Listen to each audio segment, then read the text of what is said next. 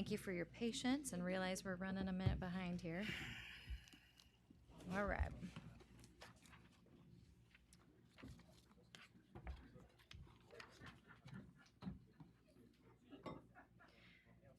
All right, we're going to go ahead and start with welcome your student board members joining us tonight on the first time for the dais, and welcome. We look forward to you being up in the hot seat here next month. So in item 4, our reconvene and open, we're going to go ahead and do a quick report out, item 4.1. Item 3.2, conference with legal counsel regarding anticipated litigation. Report out for case 1 was to approve a special education agreement. We had a first by trustee Jeffries, a second by Underwood, and a 5-0 vote. Report out case 2 was also a special education agreement. We had a first by trustee Jeffries, a second by trustee Lake, with a 5-0 vote. I'll also address a report out for initiation of litigation pursuant to Government Code 54956.9, subdivision D4. That one case, no action was taken. Trustee Board Clerk Duncan. Yep. So report out on discussion with legal counsel. Discussion was made and action was taken, and we will follow up with that at the next closed session. Thank you very much. Alrighty. Item 3.3 and 3.4 were not able to be addressed, so the board will reconvene in closed session and report out should any actions occur following that closed session. My apologies to staff. And thank you. All right. We're going to go ahead and move to item 5, our organization and welcome and pledge of allegiance. So with that, if you will please stand. Trustee Jeffries, will you lead us in the pledge? Sure. I pledge allegiance to the flag of the United States of America and to the republic for which it stands, one nation, under God, indivisible, with liberty and justice for all.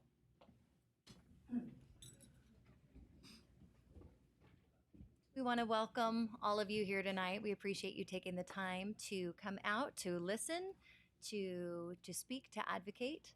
And with that, I just wanted to make a quick statement that tomorrow marks the start of Constitution Week. 238 years ago, our founders signed the U.S. Constitution. And the federal government has designated the 17th through the 23rd to be our Constitution Week. And it's fitting, as our new trustees are sitting with us here. They were sworn in, their oath of affirmation, just like the rest of the board members sitting at the dais, with a reminder that, that we will support and defend the Constitution. Our board remains dedicated to fostering civil discourse and ensuring a safe space where all voices can be heard, rights that lie at the very heart of both our Constitution and our schools. So our district celebrates our civic engagement. Last year, we took the initiative, our staff, to begin honoring our students with the State Seal of Civic Engagement. And we recognize those students. One of our trustees, who's not here tonight, earned that award last year, and that'll be on her transcript and on her diploma, which is excellent. And all of that is to say that it's about honoring their commitment to democracy, and we value that. We also want to welcome those, all those with differing perspectives and views. It's important in this country to engage respectfully and in good faith in civil discourse. I feel like it's foundational to our founding documents, enshrined in our documents, to find common ground through open dialogue and or debate. And for our community who received my letter last week, this won't be a surprise, but I wanted to share a quote. When people stop talking, that's when the violence happens. These words are from Charlie Kirk, who recently passed. And in my generation, there has not been a political assassination until last week.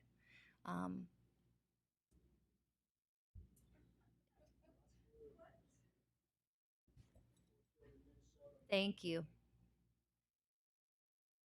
These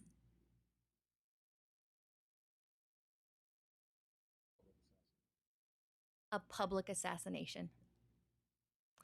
And these words, excuse me, those who are speaking out, I want you to be here, but if you're disrupting the meeting, I'm going to ask you to leave.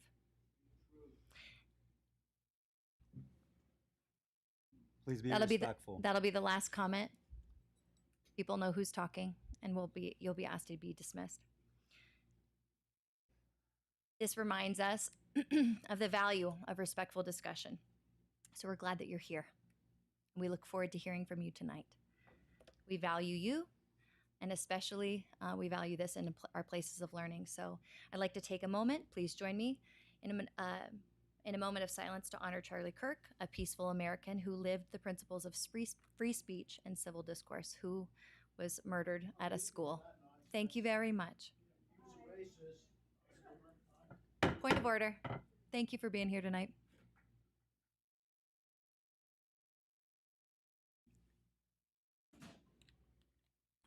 Thank you for joining in this reflection as we enter Constitution Week. Let's keep these values alive in our community and continue with respectful discourse. All right, with that being said, this meeting is being video and audio recorded, and we're going to go ahead and move to item 5.2, the approval of our agenda. Do I have a motion? Motion to approve. We have a first by Trustee Duncan and a second by Trustee Lake. All in favor say aye, starting with our student board. Aye. Board, all in favor? Aye. Aye. Motion passes unanimously. Item 6, reports and communications. We're going to begin with item 6.1, our board reports. This time is allotted for members of our board to conduct discussions on events in which they have participated and correspondence related to district programs that they wish to share. Do I have someone who would like to go first? I'll go. So I'm happy to just state that at this moment, I think it's happening. The tennis courts at Del Oro High School are being resurfaced at this point, based partly on the work that the district has done to support that financially and otherwise, as well as support from the local community and a number of businesses. So that was a great pull together for everyone in the community, and that's definitely a resource that the community will be using. Later this week and also next week, I'll be at Colfax High School and Del Oro High School for their Young Voter Outreach Program that's run through the Placer County Office of Elections. And I'll be answering questions to students at Colfax and Del Oro about, what it's, why local elections are so important and what it's like to be a local elected official and that kind of stuff. I participated in those last year as well. And that's a really great opportunity to answer questions because, students typically have a lot of questions in this arena. That's not something that a lot of them are exposed to. So I'm looking forward to those two events. Excellent. Trustee Underwood, would you like to go next? Yeah, to me, one of the big issues facing our district we're experiencing is our budget woes that we're really having. So the principal at Colfax's Chastity is leaving, and we had a special board meeting to decide what is the best way to go in terms of looking at the budget and looking at who can replace her as acting principal. And after a significant discussion, we chose to take Trent, and he's going to become the acting principal at Colfax High School. I know he will do a great job. He's got tremendous skills. I think in the district, he's held at least 6 different positions, Am I correct on that, Trent? I don't know exactly. Been quite a few. So I know this is a new one for you, and I know you do really well. So the budget, I'm concerned at what the future is going to hold in terms of what revenue we're going to be getting in, that we're not going to have to make major cuts at all. And can't look in a crystal ball and know exactly where we're going, but that concerns me. So as Trent's taking that position, that will save us a little bit of district money and not hiring someone outside coming in. living close to the high school, I hear everything on top of the hill. I'm less than probably, I used to walk into my classroom, and from my home, I can get there in 7 minutes. And no one wanted to walk up the top of a hill where I lived. But I hear everything, and there's always music going on, and there's always a buzz going on, and it's exciting as the school year is starting. It really is, to see the kids that are engaged and choosing their making all the choices that are significant in terms of clubs, the club rush, for example. You know, that's really exciting. It made me think about when I was at Placer, the club that I really enjoyed was called the political political agenda. It was down the line where kids could bring in any issue at all related to what's going on in the community or politics, etc., and we could discuss it. It didn't lean left, didn't lean right. And so when I saw the club rush, my memory went. I really enjoyed that. That was fun. It was good. It was quite popular with a lot of the kids because it was very empowering. And to me, as I look at my whole career in education, the one word I think best addresses what our role is as trustees is the empowerment of our youth, making them really feel successful, making them become the person that they want to become, to have all the support in terms of the journey that they're going to be taking. It's one of the most critical times in life, adolescence, and it really is. I'm a family therapist too, and kids need to have that support and able to, as they look at life, to make the key decisions they want to make. On a social level, I love Placer football. I must tell you, it excites me. I think I love the sports program in the district, but my heart's with Placer because I worked there for 39 years. And after that loss to Del Oro, where they did, wow, 43-14 or whatever it was, you know, that's so atypical because Placer can play with anybody competitively. They really can. And so when they played Antelope, that was really exciting as they won 31-0. And so that was good. It excites me, you know, to see that because I really, although I played basketball all my life, that was my sport in college and professionally a little bit.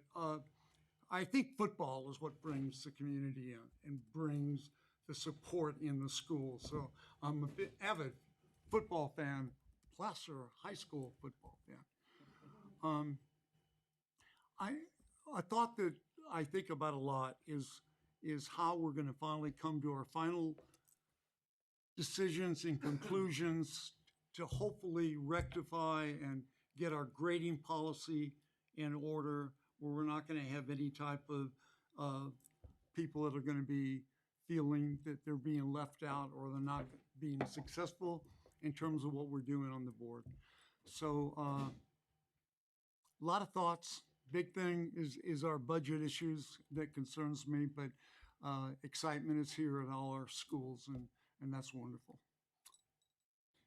Thank you so much, David. Madam President, if I may, we have to do a public hearing at 5:40. Beautiful. Well, you know what? Let's take a pause there, and we'll go ahead and move to the public hearing. We're going to go ahead and move to item 7, for those who are tracking that. Notice of our public hearing for sufficiency of textbooks and instructional materials. We're going to go ahead and open that public hearing. Do we have any report up from staff or that's coming later? Yeah, I'll just mention it Please. now. So, as you know, annually, we're required to provide this opportunity to the community, our bargaining partners, to get an opportunity to comment on our sufficiency of instructional materials and textbooks. Within the actual resolution, there's a link that our wonderful Michelle Isham has collected and gathered all of the texts that we use, both supplemental and textbooks for each of our subjects. And so when we get to the resolution part, we are going to make the statement that we are providing sufficiency textbooks to all of our students. Excellent. Thank you. Do we have any public comment on the for the public hearing? Seeing none, we're going to go ahead and close that public hearing and head back to item 6.1. Thank you. Trustee Lake? Yeah. Hello, I'm excited to provide an update. I had the opportunity over the past month to do a site visit at Placer High School. And it was exciting to see that other teachers are implementing the Khan Academy tutor assistant, the AI assistant. For those of you that don't know, a lot of our students throughout our district are using AI, whether you realize it or not, as parents and teachers. They're at home. They have limited access at home. They're taking pictures of math problems and they're getting the solutions. And it's not really instructive. They're getting the answers to these things. And so the benefit of this it's called Conmigo, is an AI tutor assistant that follows more of a Socratic method where it doesn't give you the answers. It can basically meet you at whatever level you are, and it can patiently walk you through whatever issue you're having, and it can literally kind of diagnose where the limitations are in your understanding regarding particular problems.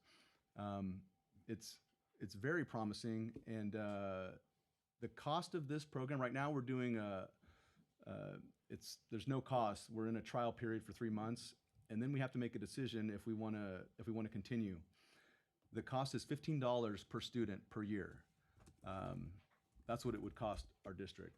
And the feedback that I'm receiving is that this is another benefit, is teachers can track these conversations that are happening with the students. They have access and they can see these threads of interaction where they're working through finding where the lapse in understanding are taking place.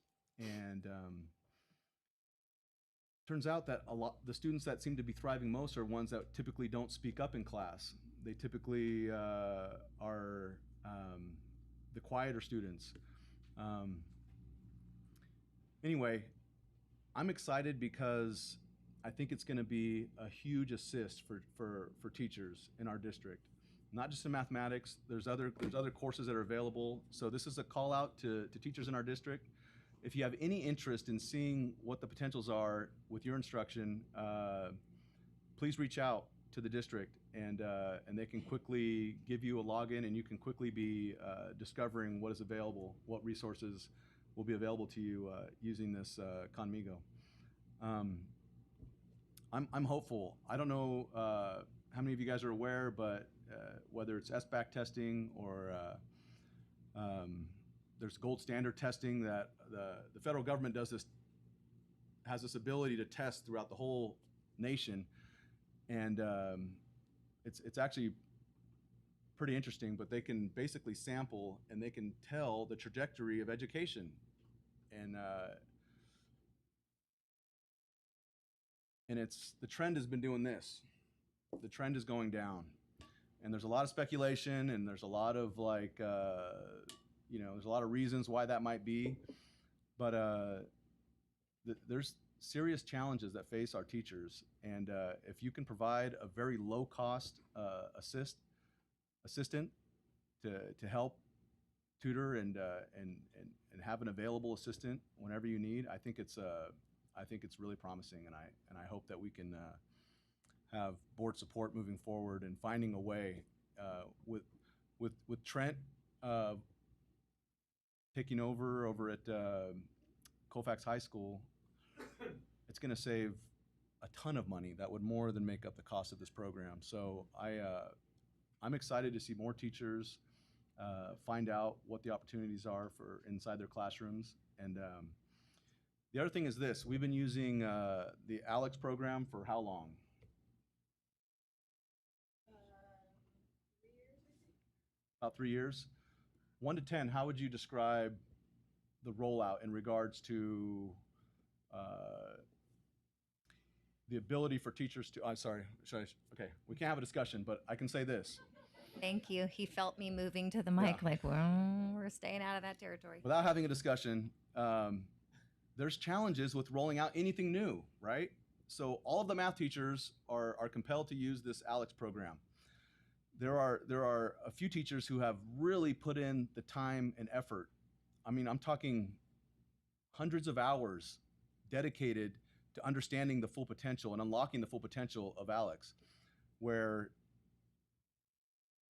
Whereas, I mean, I don't know how many teachers are excited about spending their summers learning and doing all of this work without really being paid.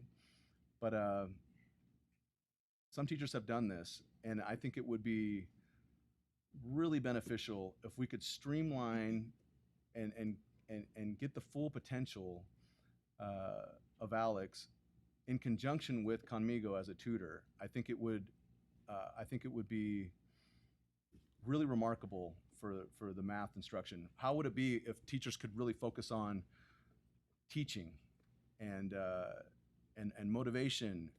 I mean, they still have full freedom, but this would be a way to kind of standardize how IM1, IM2, and IM3 are instructed in our district. I think it's really exciting. So that's what's on my mind. That's what I'm concerned about, and I think that in short order, I think we can see the trend in our instruction and our testing. I think it can turn around. I think it can increase. So, anyway, thank you. Thank you so much. Clerk Duncan. First, just to Trustee Underwood's point, I just want to thank Superintendent O'Malley for his leadership in the decision on filling the principal seat at Colfax, and to Trent for his selflessness in this situation as well. So thank you. You've got a good team, and everyone's going to be working really hard to work with each other and cover for each other. So thank you guys. I love following Trustee Lake because he's deep into the math, and I appreciate it, and it gets me energized. And I've been kind of waiting on the sample size time now to go in and take a look at drop by Del Oro and start to talk to some teachers and see how things are going as we reach this point in the semester with the grading and the curriculum. I know we put policy together, but it's also on us to get out there and get some reaction on how things are going. So that's a plan for me between now and the next board meeting. DO football is off to a 3-0 start. I did not get to go to the game last week, but I am going to the game this week against Oak Ridge, which is going to be tough. Oak Ridge is ranked number 2 in the area, and but this Del Oro team looks pretty good, so it's going to be a good battle. Golf, I've had a chance to be part of that.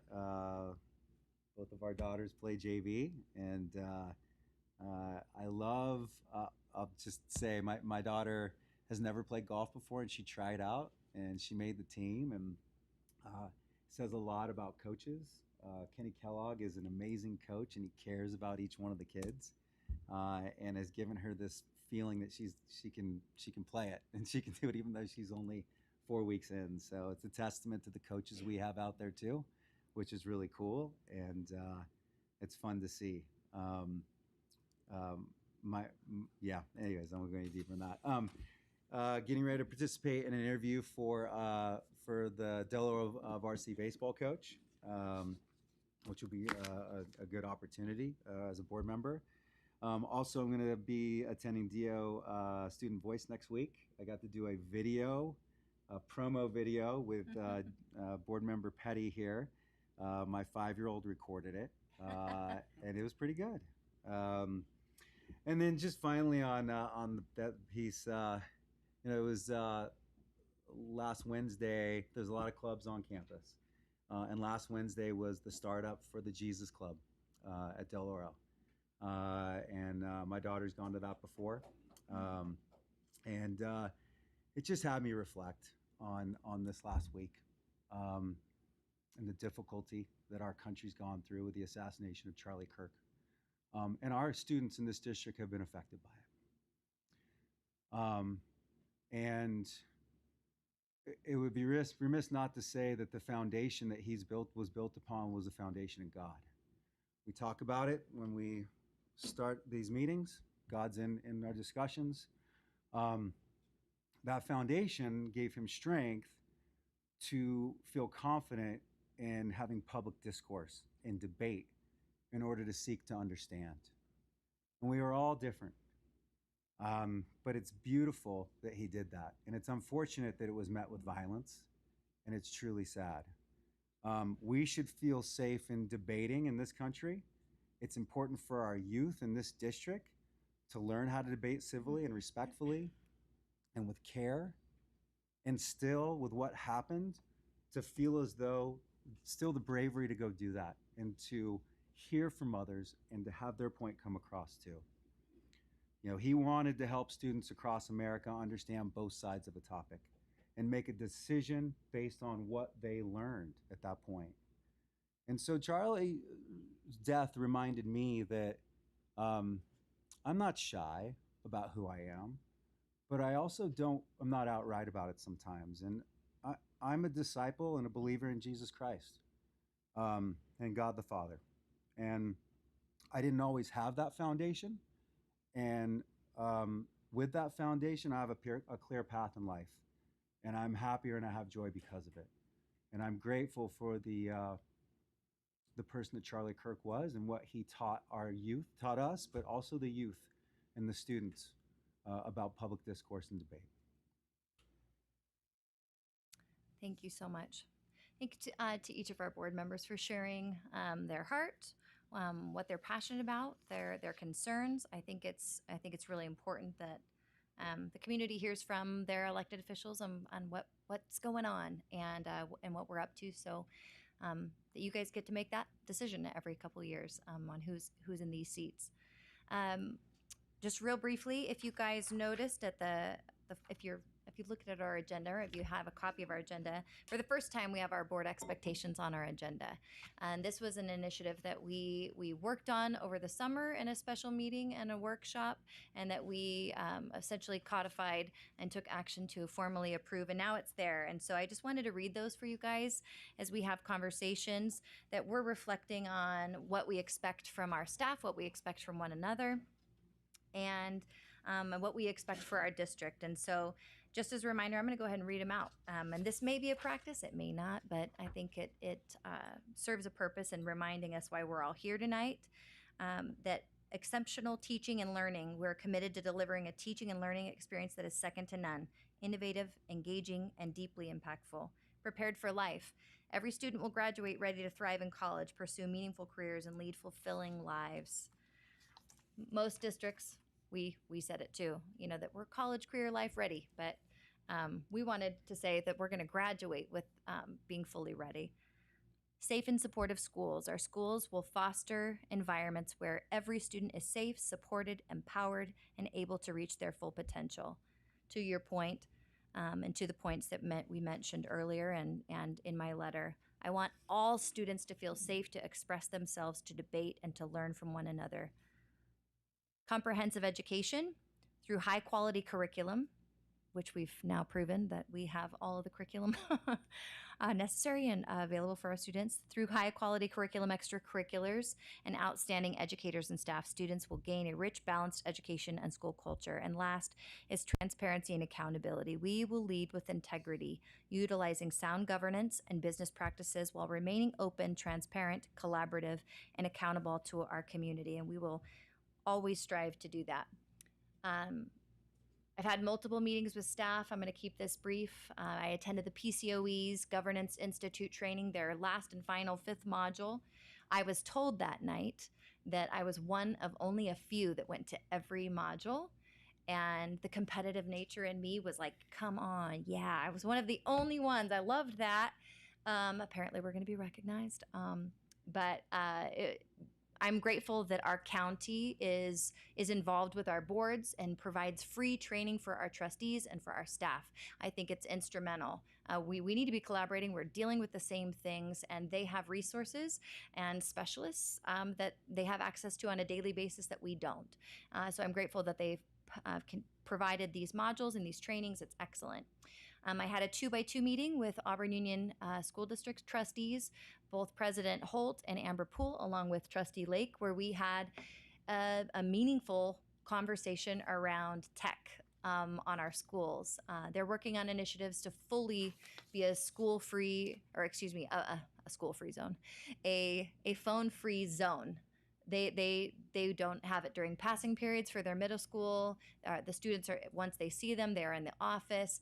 That they are trying to completely keep that out of it, and actually doing some initiatives to limit their screen time for TK through third completely. They don't want the kids living on their Chromebooks either. I can tell you, when I had 4 students home during the pandemic, all looking at screens all day, I had a preschooler that was supposed to do speech therapy via Zoom. It was a joke. It was awful. And I think our house multiplied electronic devices by 5 over that period of time, just trying to keep everything afloat. It's time to kind of pull some of that back and make sure that our kids are having a different experience. But they had mentioned, because Trustee Poole has a student for the first time at Placer High School. And they shared some concerns around digital ID. They shared some concerns around students' access to their phones during passing period, that our children are forgetting how to communicate with their friends. The second they have access, they're like glued to it between classes or at lunch. And encouraging us to maybe tighten our policy to keep the kids off the phone so that they're forced to engage with one another. And I don't think they're wrong. I think at some point we need to have a conversation as a board. And I'd like feedback, how it's going. I know it's different at every site. I know different teachers have different protocols. I know that we're using lockers in some and sleeves in others, and others do it other ways. But I think it's worth revisiting. There's so much data now that shows the negative impact of technology, and our students, especially our students whose brains aren't fully developed. That's a thought and a concern, and I want to make sure that we are being responsive to that and being responsible with the technology that we're using in our classroom and what we allow on our campus. And on September 10th, I participated in a board president and delegates call. And this is a time where California School Board Association creates these presidents and delegates calls so that we get to hear what's going on in other districts from their leaders. Also attended the Dio Placer game. Brutal, guys. That was super brutal. But way to go, Dio. I have a split heart. I love you all so much. I love our kids so much, and I'm so proud of everything going on at every campus. But whew, that was a tough one. It was a tough one. Justin, one of our new trustees, Trustee Petty over there, he found me during the game, apparently due to my laugh. But he found me, and it was at a rough point of that game already. And my husband and I were pacing at the 50-yard line in the back, going, "Oh man, we are not going to pull our way out of this one." So, but well done, excellent team. Proud of you, Dio. Next week, as a CSBA delegate, I have the pleasure of visiting Tahoe Truckee Unified School District to validate their Golden Bell nomination. So I look forward to hearing from them. And I'm also participating in a policy toolkit pilot. So they're working on some new initiatives for trustees. So we're in the trenches all day, every day, and grateful to be doing so on behalf of our community and for our students. Okay. With that being said, let's go ahead and move to item 6.2, ad hoc committee updates. Trustee Jeffries? All right, so a couple of meetings back, Trustee Spade and I were voted to create an ad hoc committee to review board policies. So we met, was it 2 weeks ago? Yeah. I think it was about 2 weeks ago. We met for several hours and started that process of going through and looking at what board policies are really not needed, and what can be tossed out, what can be revised, and what policies we definitely need to keep. So we started going through that process, and we'll be bringing back some recommendations to the board for you guys to vote on, as far as policies that we feel like could be disregarded and removed from our policy manual, as well as other policies that we think might need to be tweaked or adopted or changed or modified. So that'll be coming in the future. in line with that, we've been in collaboration with our staff as we have filtered through, and we're going chronologically. I can't help myself. We're not jumping around. We started in the zeros. We're working our way through. And just so you know, the policies that were required are very few in our entire policy manual. And so some of them are conditionally mandated, some of them are mandated. And so we have tasked staff through Superintendent O'Malley to review when we see that it's not mandated and we don't feel we want confirmation whether or not it's a policy that we're referring to, that it's in the handbook, if it's somewhere else that is necessary for us to provide their recommendation as well as we are sifting through. So there'll be more on that next month, and we'll start that process to clean up our policies. BB 9012, board members for electronic communications. Do we have an update? So this is another ad hoc committee that was formed some time back, and Trustee Lake and I sat down and examined that board policy and made some suggested revisions to it. So that'll be brought here in the near future. That'll be brought before the board as well to look at adopting those changes. Perfect. All right, great. Item 6.3, student board member reports. Thank you. Hello. You guys hear me all right? Yes. Okay. Hello. Good evening, everyone. I'm Adam Wenger. I'm the student board member from Colfax High School. I'm super excited to be able to update you on what's been going on here at Colfax last few months. So just to start it off, we received word on how our IB diploma students did on their IB tests over the summer. So I'm very excited to announce that 5 of our diploma receivers entered as sophomores at their respective universities, which is really cool to see. So what that means is that through the IB tests, they scored so well that they were able to skip their entire freshman year. So it's just really cool. We also had our highest scoring IB diploma student. He scored 33 points, which is absurdly high. For reference, a passing score is 24 to receive your diploma, which is very impressive. To start off our year, we had back to school night on August 7th. Just a great way to kick off the school year, great success. We had a lot of different speakers, so I spoke, our ASB president, Callie Amaral, Ms. Mitchum, our leadership advisor, and Dr. Ray Bucklinia. It was a great way to see students and parents coming to learn about what Colfax is all about, with teachers and Link Crew there to teach them. It was really nice to see a lot of the district staff members there. I know I saw a lot of you guys there. It was nice to see you all. So moving on to sports, last week our volleyball team won all 3 games against Center. Super excited about that. Our football and flag football teams have been doing really good over the last few games. I haven't been able to see one, but I'm looking forward to seeing them. Moving on to our facilities, luckily over the past few football games, Delaware has been able to host our games because our turf field is not quite finished yet. So big shout out to Delaware for doing that for us. As well in facilities, our new chairs on campus are a big improvement to our old ones. The old desks would kind of collapse sometimes, so we're really glad to get that improvement. The mobile desks serve as a great learning tool. They have the whiteboards and have like a puzzle piece kind of formation, so students can collaborate and encourage teamwork between them. Our PA system is fully functioning now, so the bells work, and recently there's been music playing, so it's been a fun way to get the day going. Teachers have been participating in instructing students to get to class, and in Ms. D's case, Ms. Diedrich's kind of making a fun, semi-creepy start to the morning. To end off our facilities, our locker rooms got facelifts, which is really cool. All new lighting, new coats of paint on all the lockers, and the benches got sanded and revitalized, as well as updated countertops. So kind of moving into student body news, we had our senior sunrise to start the year. Our leadership put on this awesome event. It was really great to see all the seniors come together on the softball field and enjoy breakfast by the Pancake Dads, and enjoy games and speeches from our class advisors, Ms. Bratton and Ms. Diedrichs. We had our rally, our Welcome Back to the Nest rally. It's a really awesome event that I look forward to at the beginning of every school year.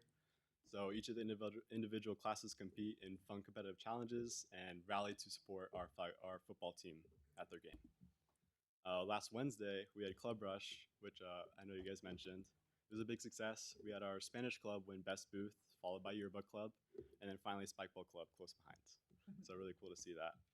In the 2 booths that I participated in, we had 60 signups for our Leo's Volunteer Club and 70 signups for our Model UN Club. So a lot of great participation with the students with the club. So it's really great to see that. To end it off with our seniors, we had the senior parking spot painting last weekend. That was a ton of fun.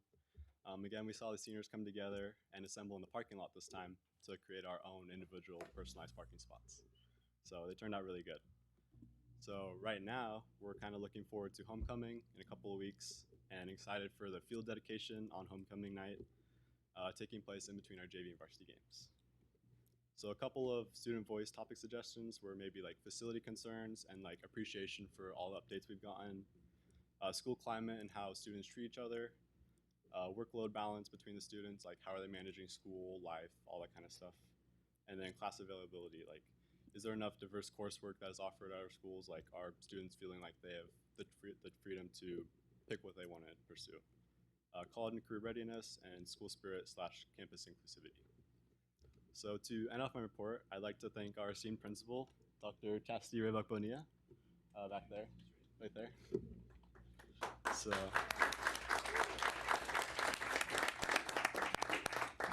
So it is so sad to see you leave, but we are grateful for you to have you as our Falcon family, where you dutifully served with commitment and integrity.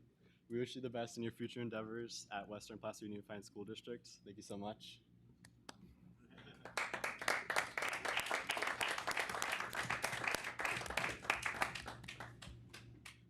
We are glad to have our Executive Director of Education Services, Trent Wilson, step in as our interim principal. I really enjoy getting to know you here at the district, but I look forward to working with you as our principal. Thank you guys so much. Question for you. What was the name of that club you got 60 signups for? You said Leo Club or something? Leo's like volunteer club. It's like a student-run community service club. Perfect. Well, that's cool. Yeah.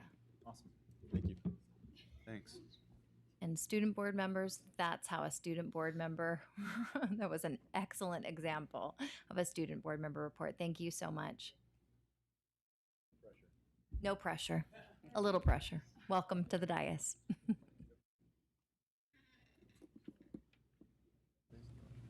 All right. I figured out how to use the microphone. I feel like this is awesome. Hi, everybody. First, I just want to thank the board and district for this incredible opportunity. I'm so grateful to be here. I truly feel so blessed to be able to sit here amongst you guys. The school year has been off to an incredible start at Delaware and Confluence West, and part of my plan as student board member is to meet with many different people and come to a consensus with what our student body believes and then report out at these meetings.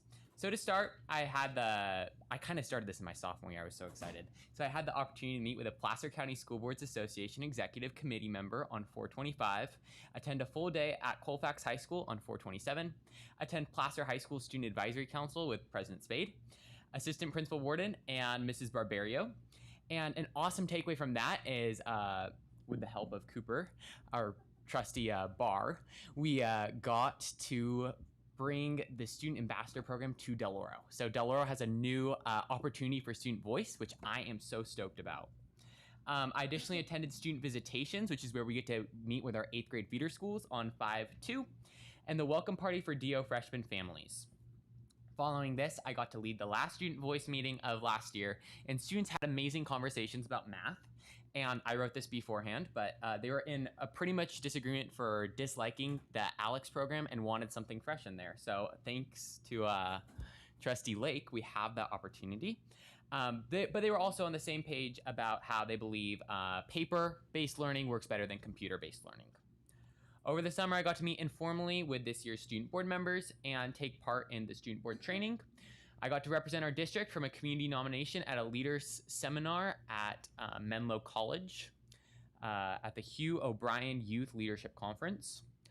And even on vacation, I ran into a staff member on a district and we got to talk policies and everything. I am like locked in, as they say, for this board position. I also got opportunities this year to meet with our Del Oro Parent Club president on 6/11, Del Oro's new athletic director, Mr. John Hilton, on 9/15, present to staff at on 8/7 and present at a parent club meeting on 8/25. And I had the honor of giving CTA President Mrs. Lamelli a tour of Del Oro. More great news is that President Spade and I reached out to the VAPA department at Del Oro, and Mrs. Freed, the dance teacher, said her dancers will audition for the CSBA performance program. So big thank you to President Spade for bringing this program to light in our district. And I don't know if I haven't heard back if they got accepted, but I know they were pretty excited to audition. So cross your fingers, say your prayers, do it all. As for Del Oro accomplishment highlights, we started the school year off at the back to school rally where our freshmen are welcomed in open arms. Alongside our freshman orientation that Trustee Jeffries helped to run this year. And later on, just last Friday, our freshmen got to participate in a tailgate put on by Del Oro leadership. Club Rush has also happened at Del Oro, which is a stellar way for all different people to find their groove at Del Oro. I always say, people think that there's athletics, there's academics, and there's sports. But there's also clubs. And clubs are so awesome, and we have such a wide variety of clubs. We have a cheese club for any cheese fans. We have a math honor society, which Trustee Lake brought to help bring to our district. And then other clubs such as the Jesus Club that Trustee Duncan mentioned, the Outdoor Adventure Club, which goes on field trips everywhere, and the Helping Hearts Club, which is a service club. Another great new initiative has been the cart policy that our new CISB has implemented. So Jordan is our new CISB at Del Oro, and he decided that he is not going to have an office. Believe that. He is on a rolling cart throughout Del Oro, and he's able to check in with students, make connections, and I was like, wow, we need more of this. Like, this is so awesome. I saw it today, and I was like, can I highlight this? And he's like, that would be awesome. So big shout out to Jordan. We took the huge W in the football game against Placer High School. I got to see President Spade, rub it in her face a little bit, and I told everybody, all the football players at Del Oro, I said, our board president is a Placer fan. We need to beat them because at the next board meeting, I need to say something. And it looks like we did it. So sorry, Cooper. Sorry, Trustee Underwood. And sorry, President Spade. But we saw who the best PUHSD school is. In addition to athletics, the girls volleyball, girls tennis, girls flag football, and boys water polo team have also been a buzz and have grown in such great community in just a month. New in athletics is the all-parent sports night that's done by season. The athletic newsletter that's sent to faculty to highlight not just football, but our tennis programs and our volleyball programs and all the different programs. The Coach's Mentor Program, which is pretty cool. If you have been coaching for 2 years or less, you get paired with a veteran coach and you get to just learn from each other, have those awesome conversations. I thought that was a great initiative that our athletic director has started. The athletic director also asked me to let you guys know that we are trying to make attendance at these games so huge. I know I've tried to watch a few games here and there, and he invites you to pick a night to watch a game and to support. The Black and Gold Cup is another new athletic, which I love. All varsity teams are separated by gender to see who is the best overall program at the end of the school year. It's based on GPA, community involvement, and success in athletics and campus support. So it's not just who is the best player on the field, it's also who's the best person. And what are we doing to make our athletes not just athletes, but incredible people in society. The fun, lighthearted stuff at Del Oro has also been a buzz, and Mr. Walters started a ballroom dancing intervention class. So if any of you want to take up ballroom dancing, I'm sure Mr. Walters would love to teach you. Mr. Pfeffer, who's in the house with us, did some science demonstrations that people have been talking about. And the new Yokoti gym, if you haven't checked it out, it is a must. It looks so good. Moving on to Confluence West highlights, there has been weekly volunteering at the Senior Center. There is a sewing group at the Senior Center, and they ended up, a student was able to get their pants fixed. They had holes in their pants, and a volunteer at the Senior Center offered to fix them up for him, which is, I think, so cool. It just shows how much our community is invested in us, and I love that. Internships at Hot Metal Fab in Loomis, H. Clark Powers, Lakeview Ranch Estates. They started their Who Am I activity, which connects you with internships. From stepping into this position, I also believe it is very important to highlight concerns students have brought to me. With QR codes in every classroom, videos to enhance approachability, and conversations throughout the school, I get a lot of feedback. Someone recommended that we should be the Del Oro Golden Geese instead of Golden Eagles. But all jokes aside, I did get some really good feedback too. And I love that. I think that that's great because apparently geese fly higher than eagles and they think Del Oro flies high. So who knew?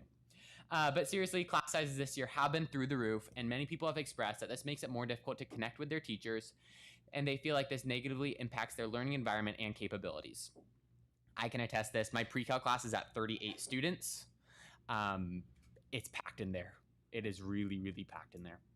Additionally, concerns have been raised regarding the reduction in advanced course offerings, specifically in upper level language classes. So they feel like this, as Trustee Weingart was saying, they don't have as much autonomy when they're picking classes because a lot of them, one of the teachers that teaches an upper level language class, a lot of students want to have, and they have not had that opportunity, which is unfortunate.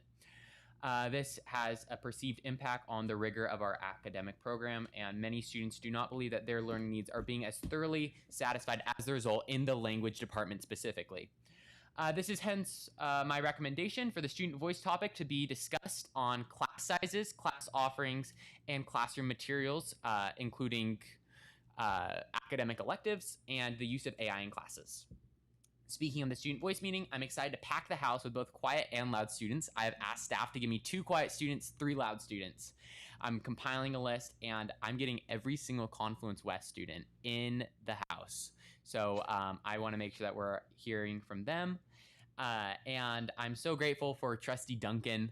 Trustee Duncan filmed a video with me, and we got to share the ways to get involved by using your voice about the student voice meeting, and his 5-year-old did film it. So someone said that they felt like they were getting car sick while watching the video. But at the same time, I love it. It just shows how invested Trustee Duncan is in the community.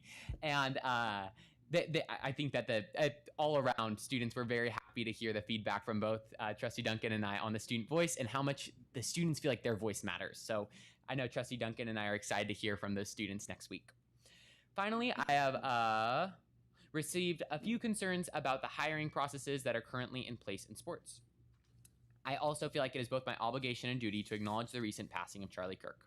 I thank President Spade and Trustee Duncan for their messages sent and shared on this, and it has honestly taken a hard toll. At Del Oro, I've seen people crying. I have seen people in classes just having to converse about it. Wherever you stand on the political spectrum, it still is never right for a murder. Every life is valued. And the students have been hit hard by that. But at the same time, I thank President Spade for her message. And I want to reiterate that I hope that this encourages us all to have more confidence in using our voices and speaking out to make a difference in this world. Let us be united as one, and not as separate voices, but as one, all learning how to be young adults. So that's about it from me. Thank you all again. Thank you so much. Cooper. Is it green? Yeah. You're not alone. All of us have had troubles with that microphone. Okay, now we're working. Okay. Well, first off, I'd like to thank the district for this opportunity so I can represent students at Placer and Confluence in Maidu as well. And I'll try to do my best to give you some news on all 3 sites every time.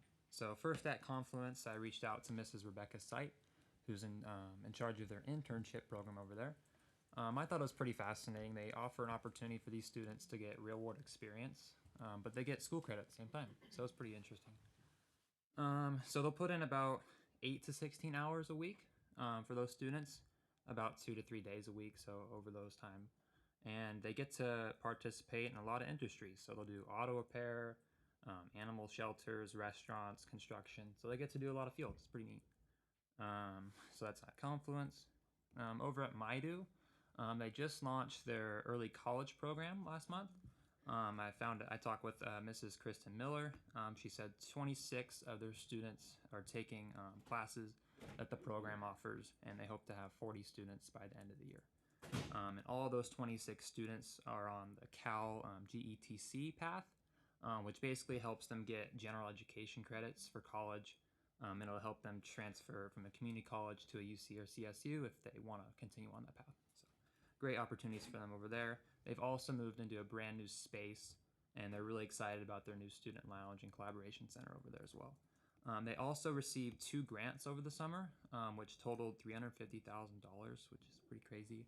And they said they're incredibly grateful and excited to utilize that funding for that early college program. Over at Placer, for sports, our girls tennis team just played in their first ever tennis tournament in Fresno. Apparently they only do matches, but that was their first tournament. Our flag football team is actually playing right now, and they're undefeated at home this season, so we like watching them and hearing about them. And the cross country team raced in Modesto last weekend, and every single runner that competed set a new personal best in the 5K, so that was pretty cool to watch as well. Moving on to academics at Placer, our science students or our science teachers, they're starting on a path to become certified to teach the Project Lead the Way program, which is pretty interesting. It has curriculum that's very hands-on, very career focused, and it's project based, and it prepares them for college, and it teaches them those important career skills. Not as much as a focus on college readiness, but also gives them the career skills in case they want to go into a career right after high school as well. So both ends of the spectrum there. So that was interesting. We also have a new child development class. I believe it starts next spring. So our kids will go out to feeder schools in the district, and they'll just help teach elementary school kids interact with the community. I thought that was pretty fascinating as well. And last week we had our first site council meeting with our parent, student, community, all made up there. And we had our first student advisory council meeting, which we love at Placer. We hope to get that going at Del Oro as well. Just hoping to provide students with a voice to speak out, and I'll bring it to you guys if they have anything interesting. So, also, a lot of kids are also excited about the return of the homecoming parade, which a lot of our teachers didn't even know it existed. Apparently, it's been a long time. But each grade is starting to build their floats, and apparently the winning float gets $500 for the grade that built it, and that'll go into their ASB fund, and it'll help us fund events like prom or senior sunset, all those fun events that we love.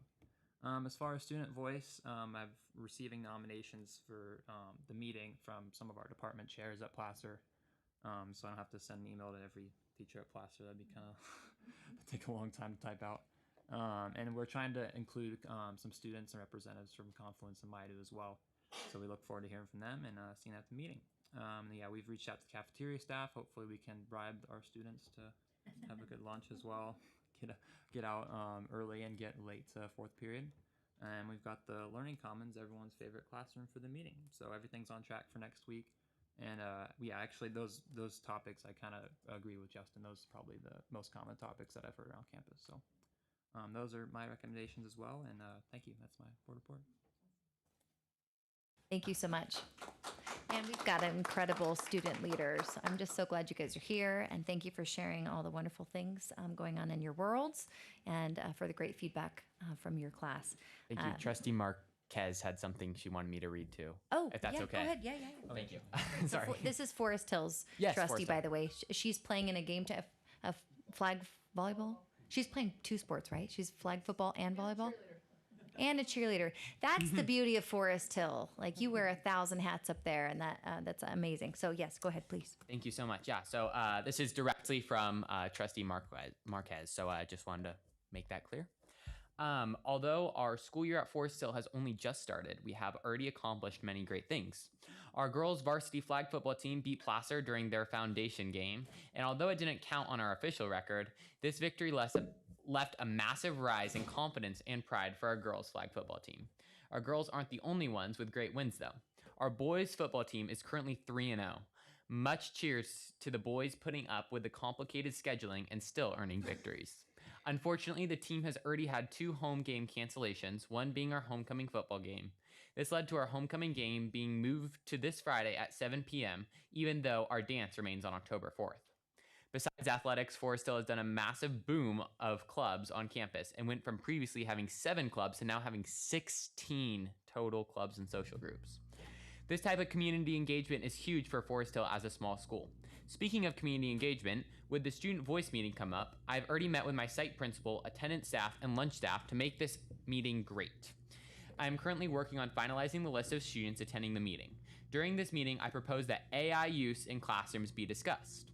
This is because it has become a large concern to students, not only AI use by other students in the classroom, but more commonly, AI use by our teaching staff. This is what I propose to be the topic of the upcoming voice meeting. Thank you for your time. Excellent. Thank you guys so much for your time and for your reports.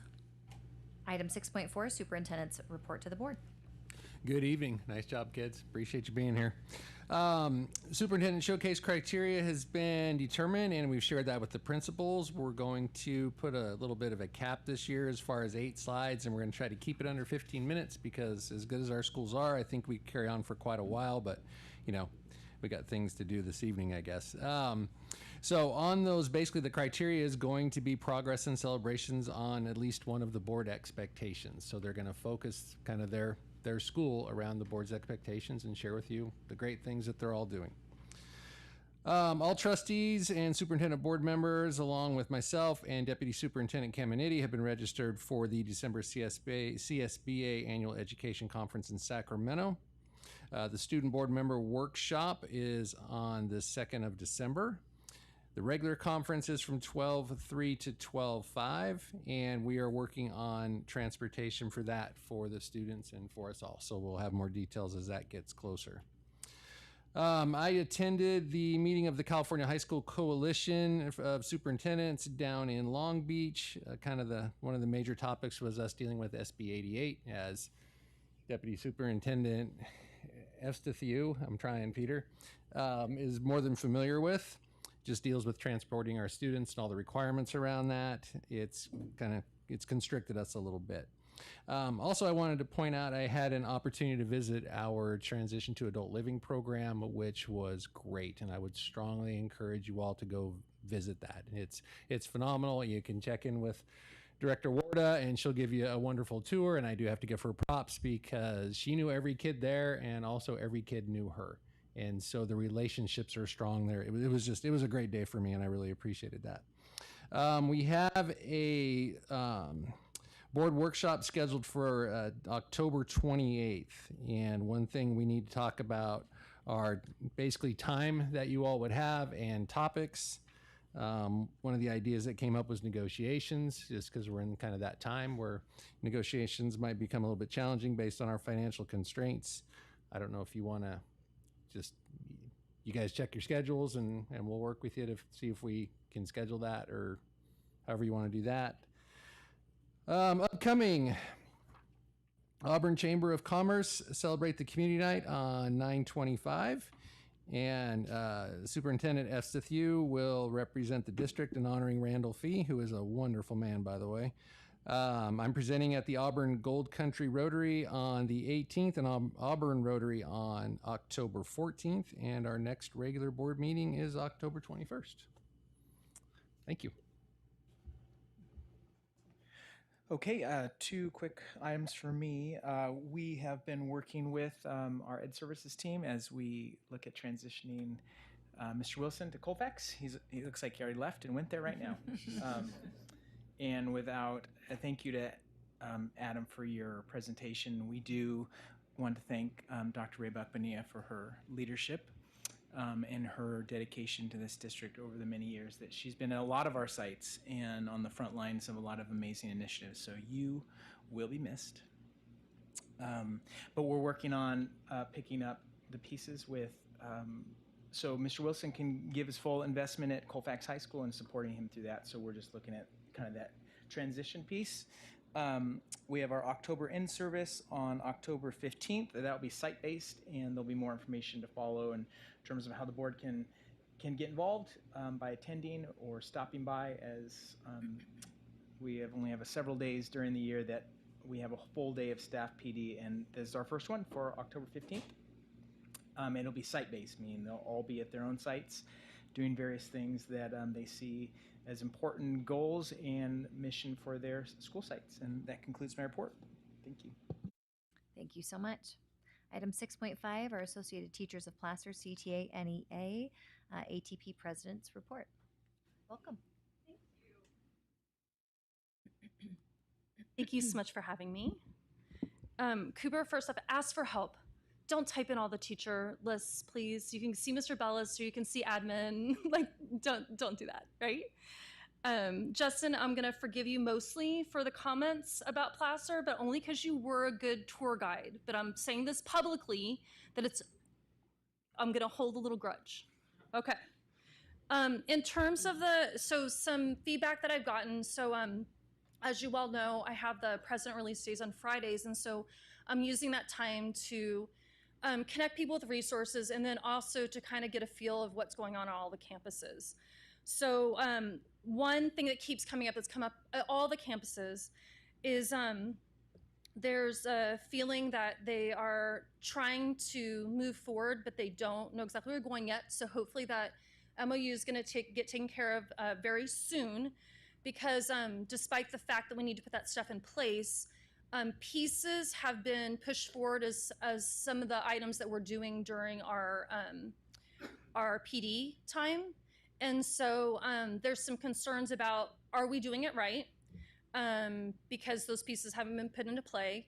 Can we talk with the other schools? And we just heard now that October 15th is going to be site-based, and I think there was some hope that we were actually going to meet as a full district, so we could have conversations, meaningful conversations about how we're doing the grading.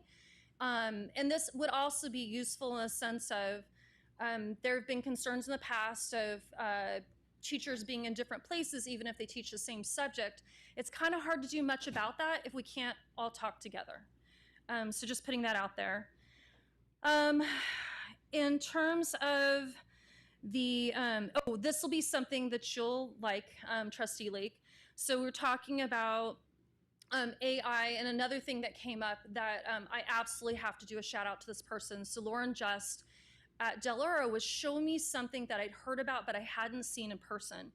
So she teaches study skills, and she was using Chat GPT-5.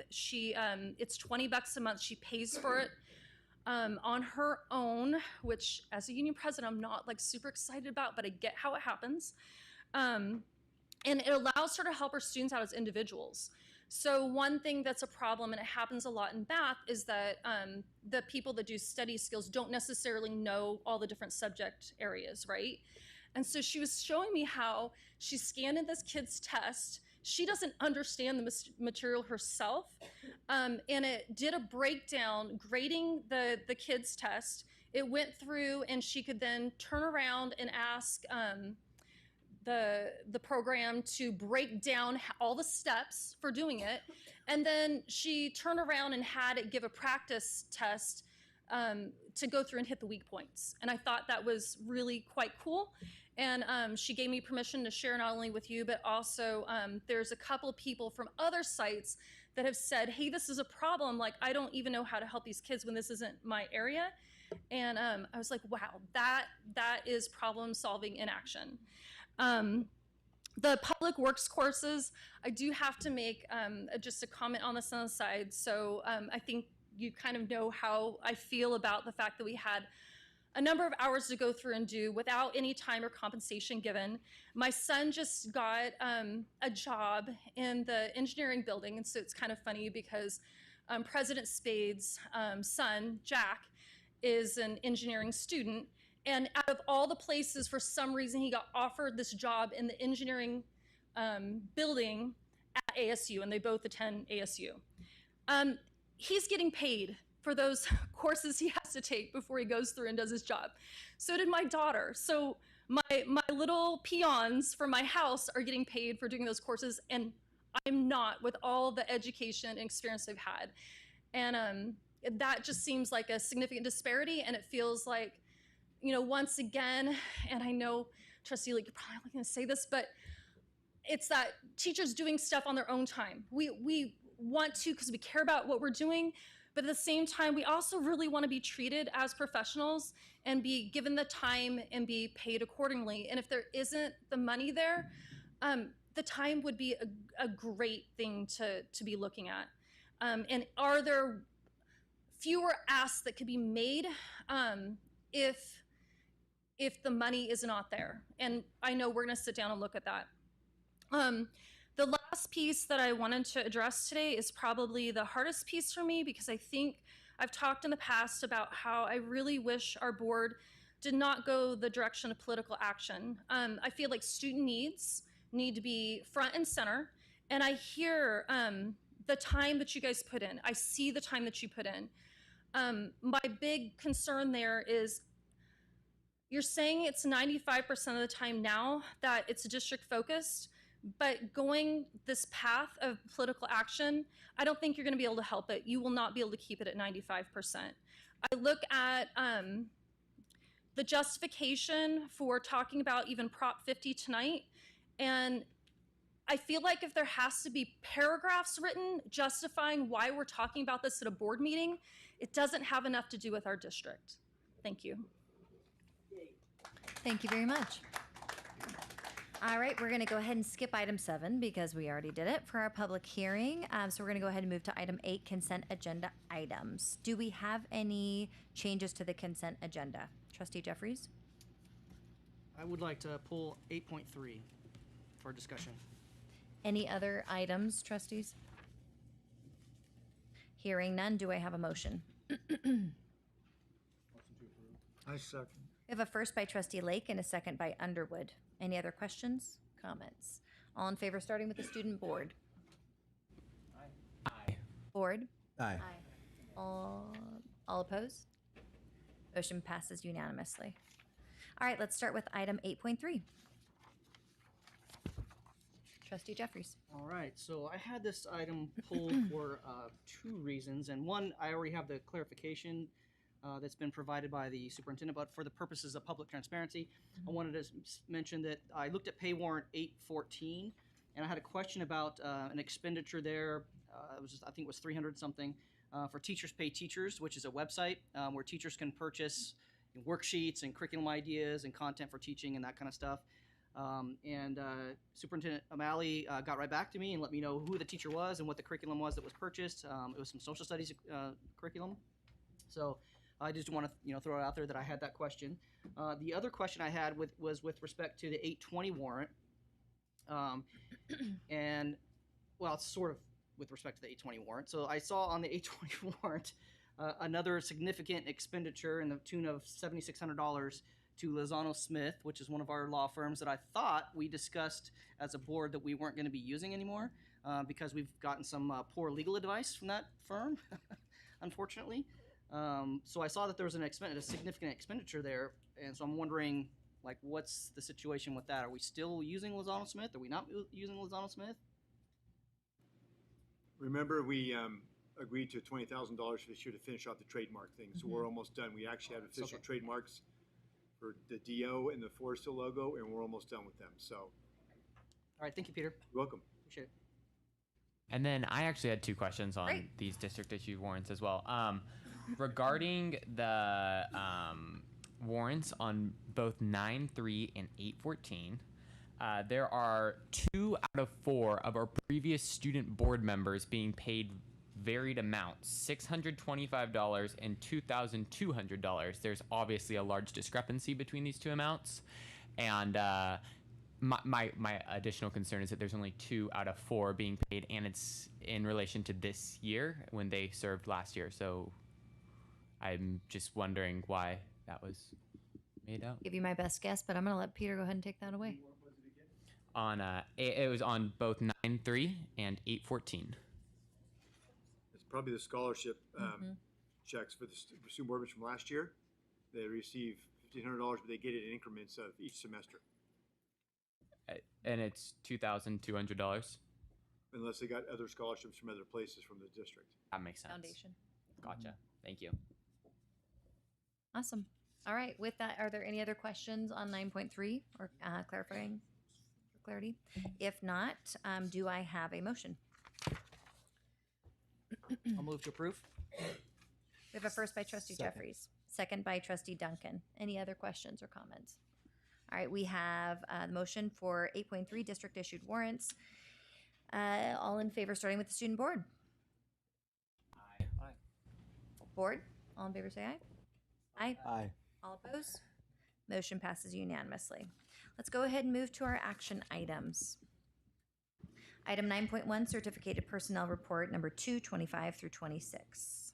Yes, Madam President. As you can see, it's another really long list of people that are working really diligently for us, from everything from substitute teaching to all the additional duties such as E3 mentors, direct instruction activities, department chair, a variety of them.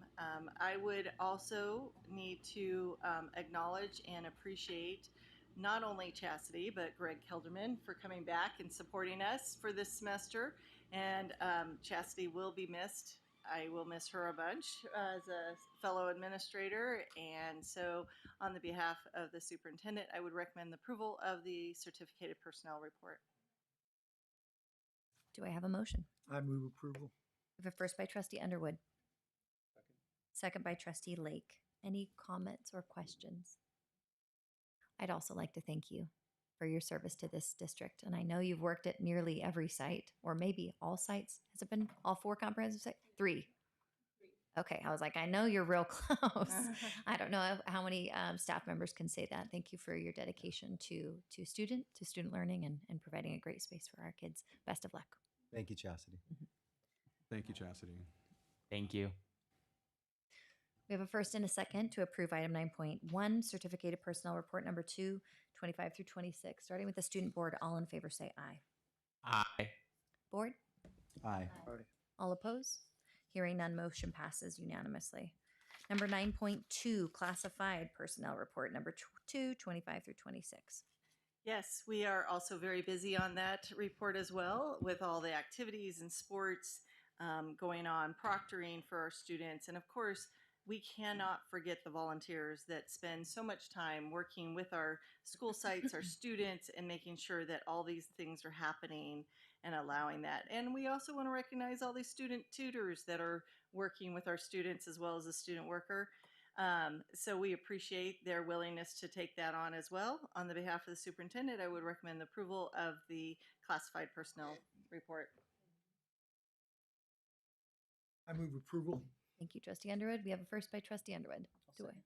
And a second by trustee Jeffries. Any questions or comments? I did have one question. What is the student tutor position? And I did not see any of those from Del Oro High School. They looked like all Placer. What are these individuals being used for? These positions are site-based, and they are used during the after-school or before-school tutoring programs with the teachers that are supervising during those times. So it would be dependent on the site and how they want to use their funds, or if they have a need for that to happen. So each site decides that, and they're added all throughout the school year. So we have some that are added in August, as well as some as January or March, depending on what the need is and if there's students willing to take that on. Awesome. Thank you. I saw that and I was like, there's no Del Oro people on here. I wonder what that is. So thank you for providing that. So Placer's winning is what I just heard. We'll take it. That is what I heard. I will say that I'm pretty sure I've seen a whole bunch from Colfax as well. This is true.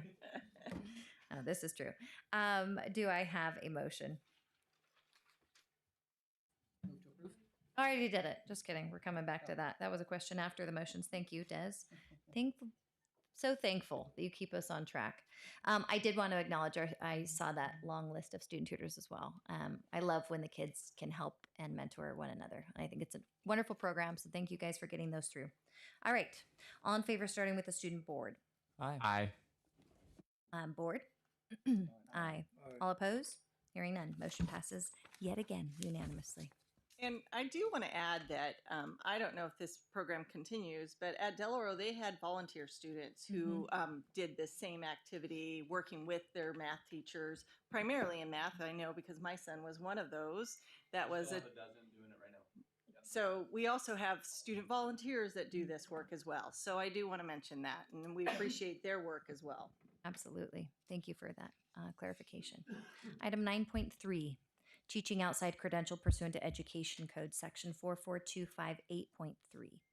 I keep promising that this will be the last time, But Greg Kelderman, as I mentioned earlier, came back, and we are very appreciative of him coming back and returning and supporting us. We do need a local board authorization for him, as well as one of our newer teachers up at Forest Hill High School. They have both gone through the process. They've identified either through background work, coursework, all those different things. The department chair will sign off on those things to make sure that they meet the needs of the students. And so on the behalf of the superintendent, I would recommend the approval of the local board authorizations. I had a question. Just what prompted this? Is there a teacher that left in both cases, or? So Mr. Kelderman, yes, Yeah. well, not left, transitioned to a different role. So Mr. Powers, Clark Powers, went from being a math teacher to the wood shop teacher. And math is one of the more difficult teaching credentialed staff to get, and it was later in the summer. And so we are working towards making sure that we get the best qualified candidate possible versus hiring somebody that may not be the best fit. And so at this time, Mr. Kelderman came back for a couple of sections, as well as Mr. Reeder he's working on his prep and supporting. Is that not correct? Yeah. And next semester, we do have an opening right now. It's being flown right now, and we will see what will happen for next semester. Thank you. Do I have a motion? Motion to approve. I have a first by trustee Duncan and a whispered second by trustee Lake over there. Any other questions? All in favor, starting with the student board. Aye. All on board? Aye. Aye. All opposed? Motion carries. Item 9.4, resolution number 7, 25 through 26, efficiency of textbooks or instructional materials. This is back to our public hearing. This is the item. Yep. So as I mentioned before, annually we are required to have this resolution, review our sufficiency of textbooks. And so, like I said, if you keep going down that list, there's a little link there that shows all of the textbooks, which is a pretty exhaustive link that Michelle Isham has been able to keep for us. And so it's pretty straightforward. Any questions? I do not have any. Trustees? All right. Do we have a motion? I move for approval. Second. We have a first by trustee Underwood and a second by trustee Duncan. This is a resolution which requires a roll call vote. Take it away, Superintendent O'Malley. Trustee Underwood. Yes. Trustee Jeffries. Aye. Trustee President Spade. Aye. Trustee Duncan. Aye. Trustee Lake. Aye.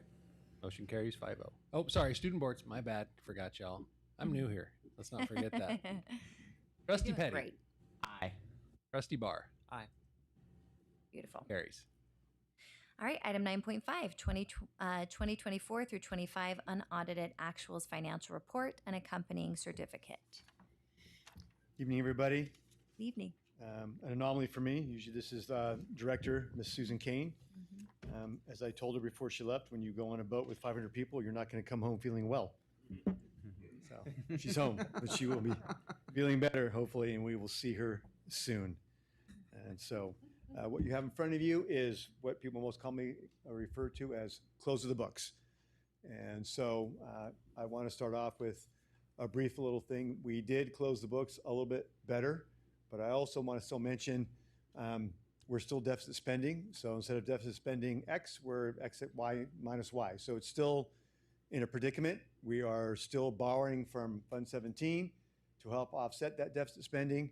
And we're still going to be zero in that Fund 17 3 years out from now. So just want to paint that picture before we get into this. But thankfully, we did a few things in 24-25. Staff did their job in saving where we could. And as an example, when we say close books, if you have a purchase order you open for $10, you only spend $9. That's $1 there. And then we had some other things that didn't come as expensive as we thought. Our mid-placer bill back, and we actually saved a little bit on special ed, even though special ed still was the highest we've ever had before, ever. So going into that, we'll look at the first slide. These were the revenues for 24-25. And so you see money from the state, from the feds, the miscellaneous state funding and local funding. That's Prop 28, other grants, dual enrollment, CSI, Learning Recovery Grant. A lot of those one-time funds that we are no longer going to be seeing in the future. So that's our fund revenues. Expenditures, as you can see, more than our revenues. You got your salaries sitting around 82%, if I did my math correctly. Books and supplies, services such as legal fees and utilities, and then benefits and things like that. So those are our expenditures. On page 3, these are contributions made from the general fund to offset costs. So as an example, routine restricted maintenance, we're supposed to put in 3%. So that's just about $2 million that goes to the general fund into that account. The money does not come in to support special ed from the feds or the state, and so we're covering the costs at a tune of about $4.6 million. It's about 6.2% of our budget for 24-25. As was pointed out to me, it's been the highest ever in the history of the district, and that's with less students than we had 10 years ago.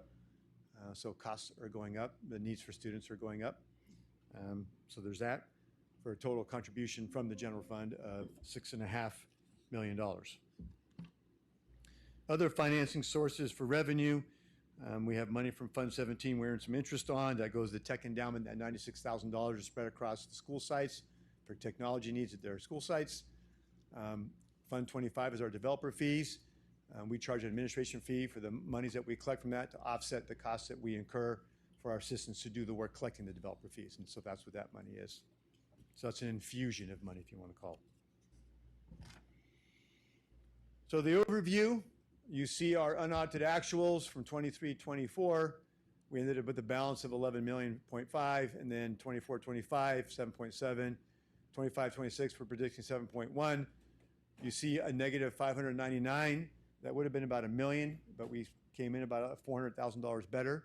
But again, in the off years, we're going to be borrowing about $2 million from Fund 17 just to maintain our deficit spending and our plan. And we'll talk about a few of those topics when we get near the end. MIDU, next slide, Fund 09, doing pretty well. I know it says revenues at 1.7 and expenditures at 1.774, but they had a nice fund balance going into the 25-26 year, and so that's why you see a $435,000 extra sitting over there. So MIDU is doing pretty well, holding steady with their students, and so so far so good. Our other funds, Fund 08, is our ASB clubs. So as we always tell them, I know you have an ending fund balance, but you're supposed to spend this year's money on this year's kids. A lot of them have plans. You know, if you're the class of 2030, you know, or 2028, you know, you may want to start saving money for that class in your senior year. So sometimes they set aside things for that. But this is all of the ASB clubs put together. Fund 11 is adult school, sitting pretty well. Without having Stephen come up here, I know he might be a little nervous. You never know what the state's going to do with adult school, but so far so good. In terms of the news out there, it kind of comes and goes, but you never know which way the wind's going to blow each day that it comes. Other funds we have, Fund 13, our cafeteria, child nutrition, still doing well. A lot of that infusion was from one-time grants that she had. Those are kind of fading away as time goes along. She has a little bit of money left from what's called KIT grants, kitchen grants basically, buying a dishwasher, walk-in freezers, things like that. But thankfully still sitting on a healthy ending fund balance. If students want to help out the cafeteria, I know people complain about the burgers aren't as big as In-N-Out Burger, but it's still good food, and it's free. So I really don't want to hear kids complain about that. I was at Colfax the other day, and they had 5 choices for lunch. So that's a pretty good choice. Fund 14 is our deferred maintenance. That's money that we put into. There is no automatic funding from the state. We chose to put money of that from the general fund. You can see that we have not transferred in money for the last couple of years. We're not planning any transfers in for 25-26. So Dawn's sitting on about $95 million that she needs to spend or would like to spend. You have a broken air conditioner, you can spend that money in a day. 85,000, correct. Oh, 85. Oh, okay. And I was like, wow, I mean, that's a pretty good number. 95,000. What did I say, 95 million? Yes, you Oh, did. hey, okay. That was all Peter. Wishful thinking. I was waiting patiently. Couple and the board zeros, noted. come on. Thank you. We wish. Okay, so Fund 17, this is one we were speaking about earlier. If you notice on there, we had a balance of 3.6 million in 23-24. We had a balance of 3.7. Now we have a balance of 1.6. $2 million is being taken out to offset deficit spending over the next couple of years. So that's where that's coming up. So it leaves an ending balance there. Fund 19, scholarship balance. We can borrow from that fund, but you got to pay it back, that scholarship for the students. That is sitting very healthy, as David and Emerson have reported before. Thank you to the stock market. We have done, the fund there has done very well, that money back for our students. So that's a nice thing right there. The next 2 pages, this first one here, again, the snapshot in time, end of June 30. But as I've been saying before, we're about to start work, getting close to the last bit of work at Del Oro, which is the 500 hallway. Once that work is done, this money will be depleted. And hopefully I'll be coming to you in a couple of months, basically closing out the Del Oro bond. But a lot of things happened there, which was, you see a list up there. I can tell you well, we're not doing the generator project, but there's so many other projects that we did that were not on there. Example, the 500, the ASB, the 100 wing, those were not originally on the project list. But because of savings throughout the bond, it's amazing how much interest you can earn when you stick $40 million in the bank. So it was smart that we actually did the withdrawal of the bonds way back early and sat on it for a while, but then spent that down because we earned some interest off of that. So a lot of work. And then also want to mention, as you know, we received $15 million from the state as new modernization money for a total of $55 million that was spent at Del Oro. So a lot of great things happening there, and we'll be finishing off. And just a shout out to Liz. She's been a great facilities administrator at Del Oro and working with her and getting work done in that 500 hallway. Same thing with Fund 22, Placer High School. We're about finished up with there. I did hear from, it was Jeff Patton who was telling me, just got a chance to play golf with him last week. He mentioned to me that the last piece of the Earl Crab floor went for $3,000 at an auction. Wow. And the piece was only about this big. So I said, well, I have some at home. Maybe I'll just start eBaying it. But anyway, so very excited about some of the extra work we did with that bond money. Same situation as Del Oro, finishing off the HVAC in the 600 wing and miscellaneous projects. And we'll be closing this one out as well for this year. So that Del Oro and Placer, by the end of this school year, there will be no more bond money. Will we be done? Fund 25 is our developer fees. We've been seeing some nice development throughout the area. We don't compete with the development you might see in Rockland and Roseville, but we get our share.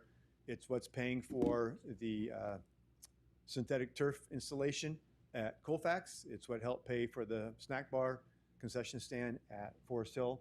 It's what's helping pay for the Boynton parking lot when we do the architecture engineering and eventually the paving. And so that's where that money's been allocated as you go throughout the years. Fund 40, this is probably why they had the million in my head. I've talked about this before, and I'll talk about it in the staff report. This is money that we've received from the state for projects that we've done. We did matching funds from that. The bonds for Placer and Del Oro brought a lot of that. They basically reimbursed us or give us money for projects that we did and we paid for. And since it was paid out of the bond money, we're able to get that state money back because bond money is local, not state money. So we're trying to get, one of my presentations, the staff report, we'll be looking at Proposition 2. There is no more money left for modernization, but getting in line for a future. But hence, a nice healthy balance sitting there about $12 million. I did mention that we did sell the property at 49. That money was supposed to go here. We're actually earmarking it for the general fund. And so that will help for 25, 26. I do want to mention a lot of what you're seeing right now, what I spoke about earlier, it'll be completely different in December when we do first interim. Because there's, as an example, the $1 million is not noted yet.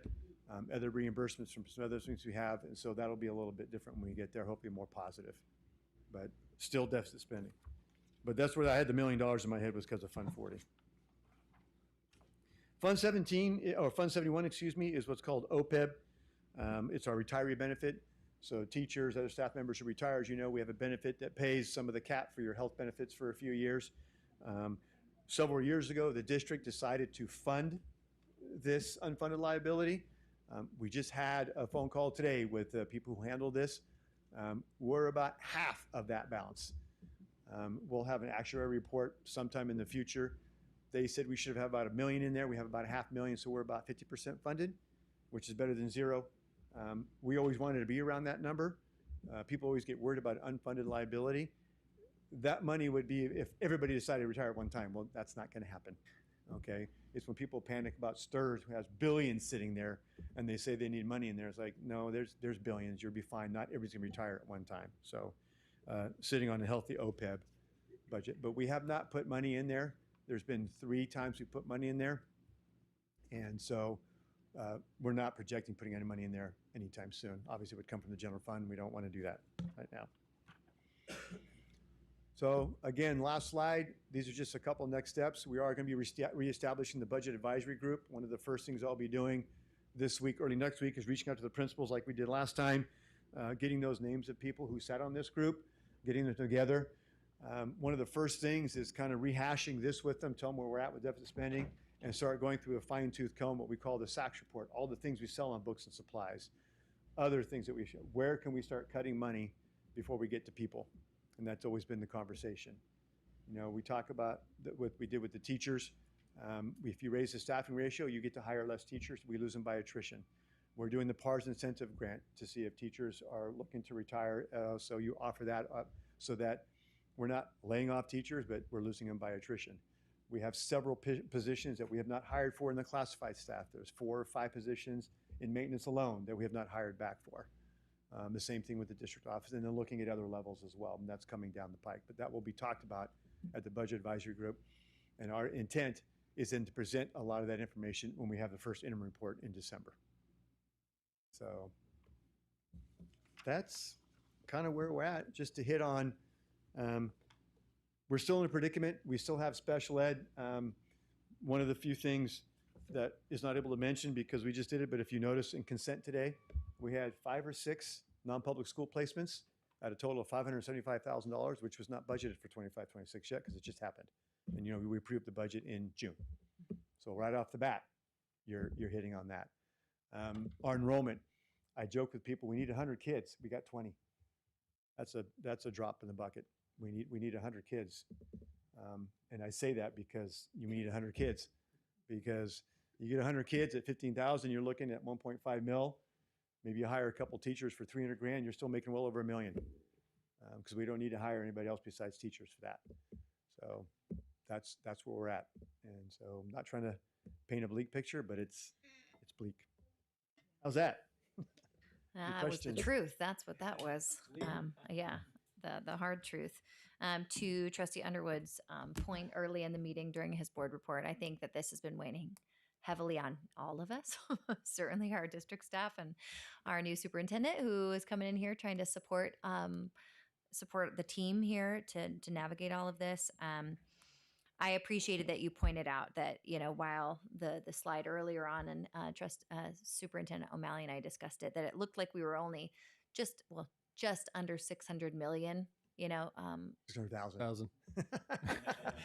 Look at what you've done. Look at what you've positive done. thinking. $600,000 that we were a deficit spending, that it's actually closer to 2.5 or 2.6, excuse me. And so I know that, yeah, that's gonna the tightening of the belt will continue, and we're gonna have to find cost savings in certain places. I like to be proactive, and what can we do to increase our value? To your point of 100 students would be amazing. I think there's some opportunity for that with MIDU, the Virtual Charter Academy, and some other things that have been discussed, which, you know, we'll see how all of that plays out. But marketing and creating a second to none learning environment is going to contribute to that. Our schools are amazing, and we've got to figure out how to make sure that we're not losing them to other programs. And that starts with, you know, in the classroom, and is supported by this board. And So one of the pieces, because when we did the budget advisory group a couple of years ago, that was one of the comments was, how do we increase revenue? And I said, well, we don't sell things, so we sell an opportunity, but one of the things came up was, okay, attendance. Yep. Hence the change of not doing a school during Thanksgiving because we lost a lot of attendance there. So I might change that a little bit. Increasing just 1 percentage point is about $500,000 over time. It doesn't happen like right away. And I don't have a confirmed date today, but we've actually are trending that way right now. We're about 1 or 2% higher than we were a year or so ago. And so kudos to the school staff, because that message isn't coming from Mr. E, the Assistant Superintendent of Administrative Services. That's coming from the school sites of telling kids, hey, come to school. It's a great thing, you know. Mr. Reed's comment is, I have a headache. Take an aspirin. I only need you here for one period. Okay. But we want them all day. We want them in school, to be active, to be participatory. School's the best place. There's free food. So, and your friends are there. But kudos to the principals and their school staff and the teachers for convincing kids that school's the best place to be right now. I think Ms. Kimberry was also a large part in supporting that staff as well. And the former board, we discussed this very topic, like, well, how do we increase attendance? And I think people, there was some misnomers, like how do we really get funded? And having an excused absence, we still don't get funded. It's just excused. Mhm. So what does that look like in terms of finances for our district? So there was a campaign to educate too. I feel like that's helped. It's clearly the data's moving in the right direction, and hopefully it continues to do so. So we want you in class, and our duty is to provide a wonderful environment for you to be there. So, any questions or comments on this, guys?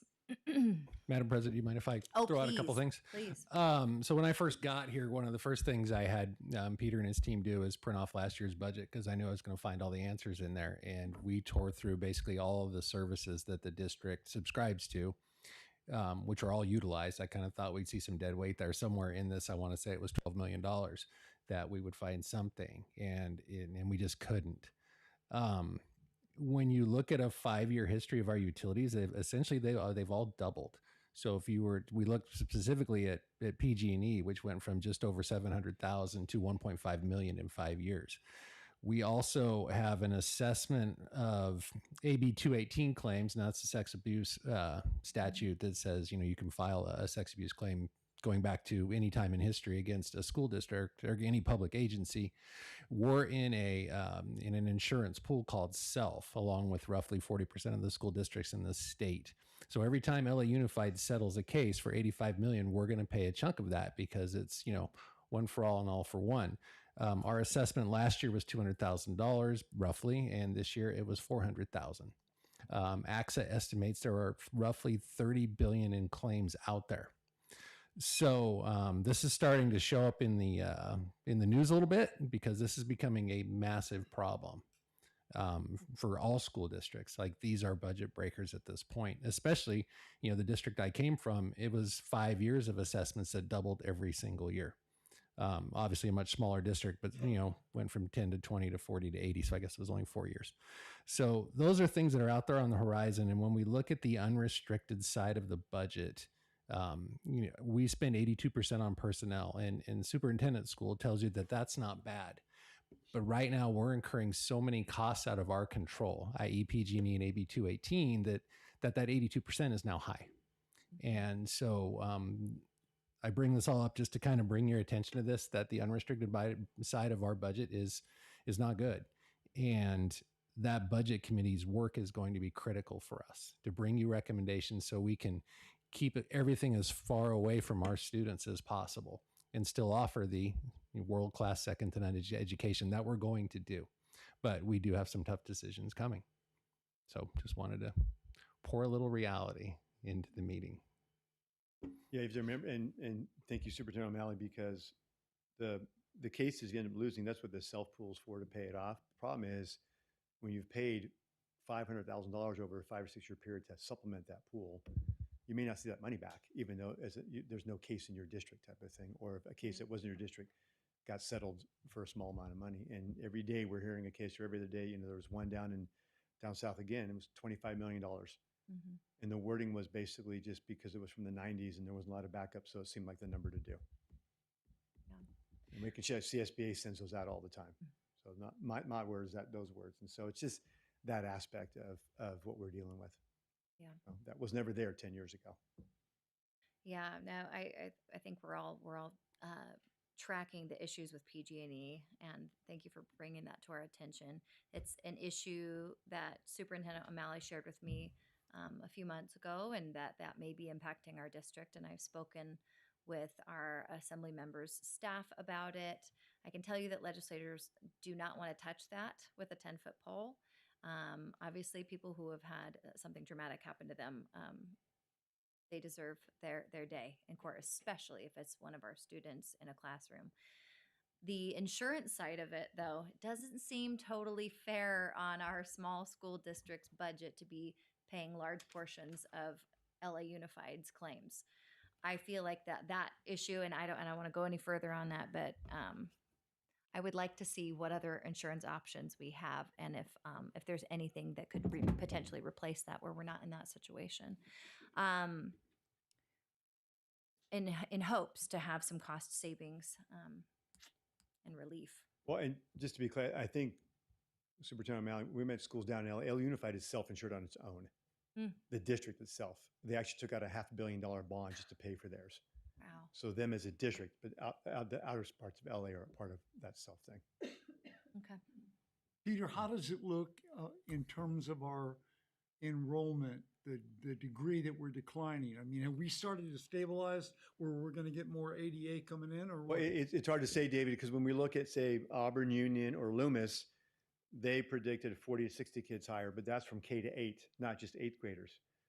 So for us, it won't come in as 60 kids in 9th grade. It could be a few kids here and a few kids later, and we may not see that whole group because that's 8 levels. We only have 4.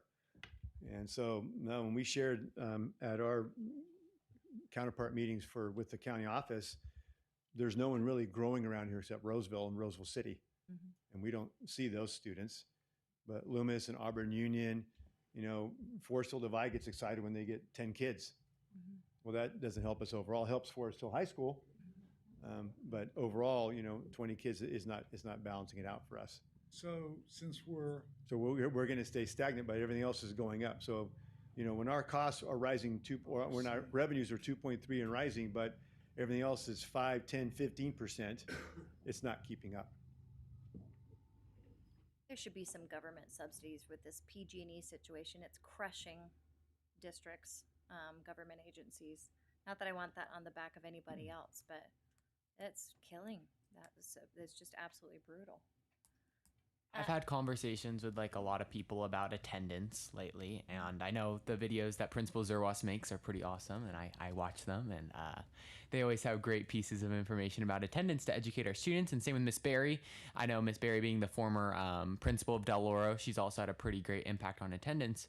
But when it comes down to it, I'll ask a student, do you know that our district loses money when when you're not here? And now that people know it, they'll be like, yeah. And I'm like, then what makes you want to be at school?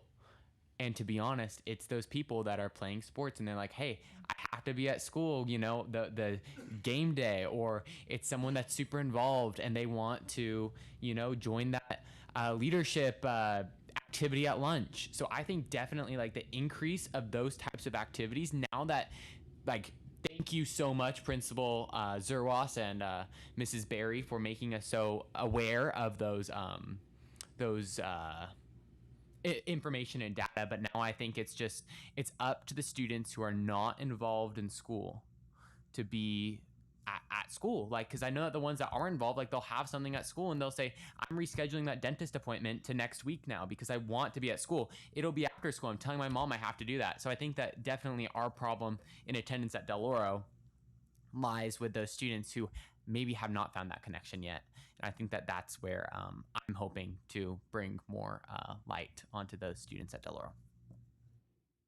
Thank you for that feedback. That falls directly in line with one of our board expectations.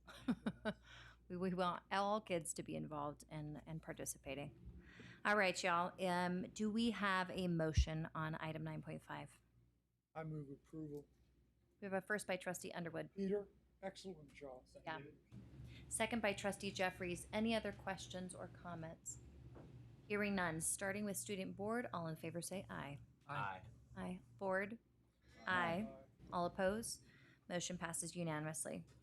Item 9.6, Resolution Number 6, 25 through 26, establishing appropriations subject to constitutional limits, the GAN limit. Everyone's favorite item tonight. This is just the state basically telling us what number.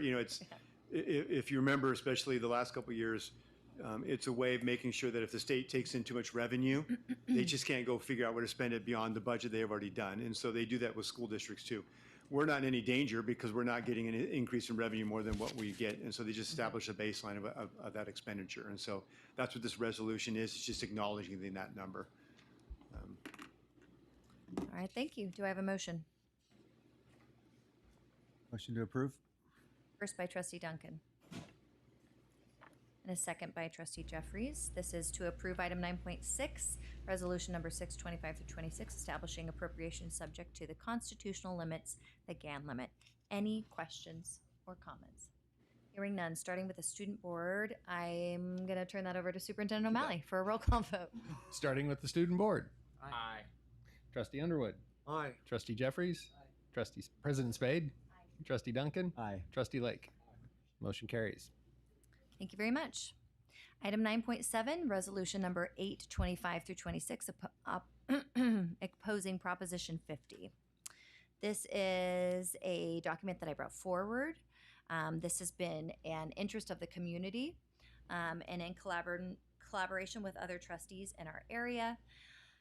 Concerns related to this, but I wanted, board, if you'll draw your attention to your folder.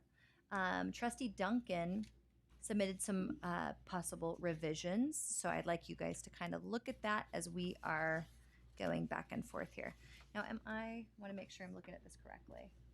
So this is original, this is your, Yeah. okay, perfect. Okay, so there are some strike-throughs and some blue changed language, and then there's the original, which I'm sure you guys all reviewed on the packet online. But I just like to go through that, but before I do so, let me pull up my notes here. All right.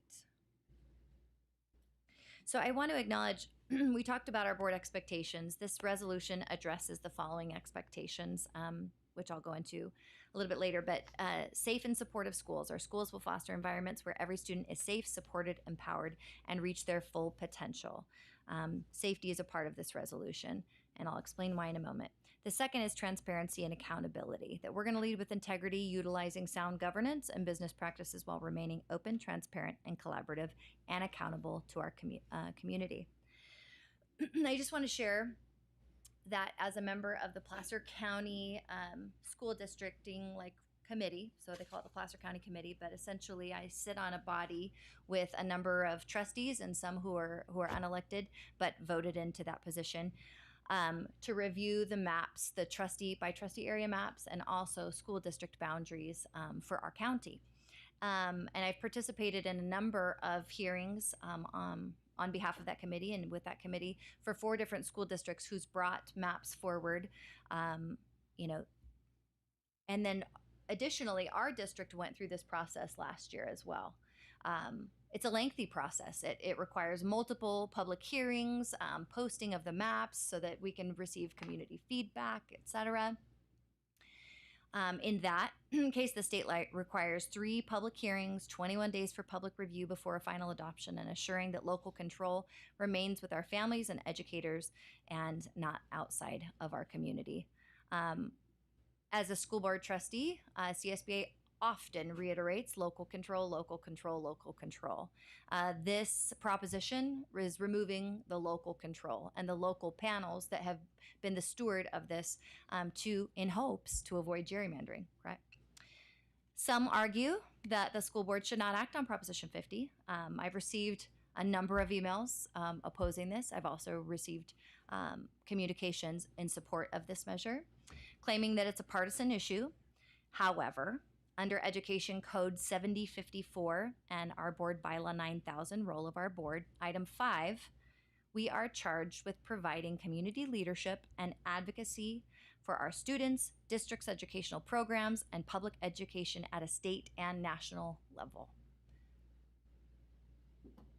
I understand that through previous reports and some of those emails that there was concerns around that, and that the belief was that our board is only to act on our budget or to support our superintendent or to just focus on what's happening right inside of the classroom.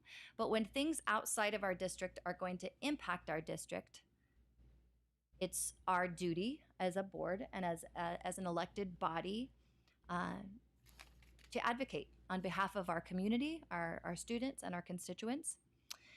Other boards, just so you're aware, have already passed resolutions in California supporting this proposal. San Diego Unified School District passed a proposal last Monday in support of this proposition. And we had another school board, which I learned today in Placer County, that also passed a resolution to oppose this. We are not the first board to act on this in the state, and I'm certain that we will not be the last.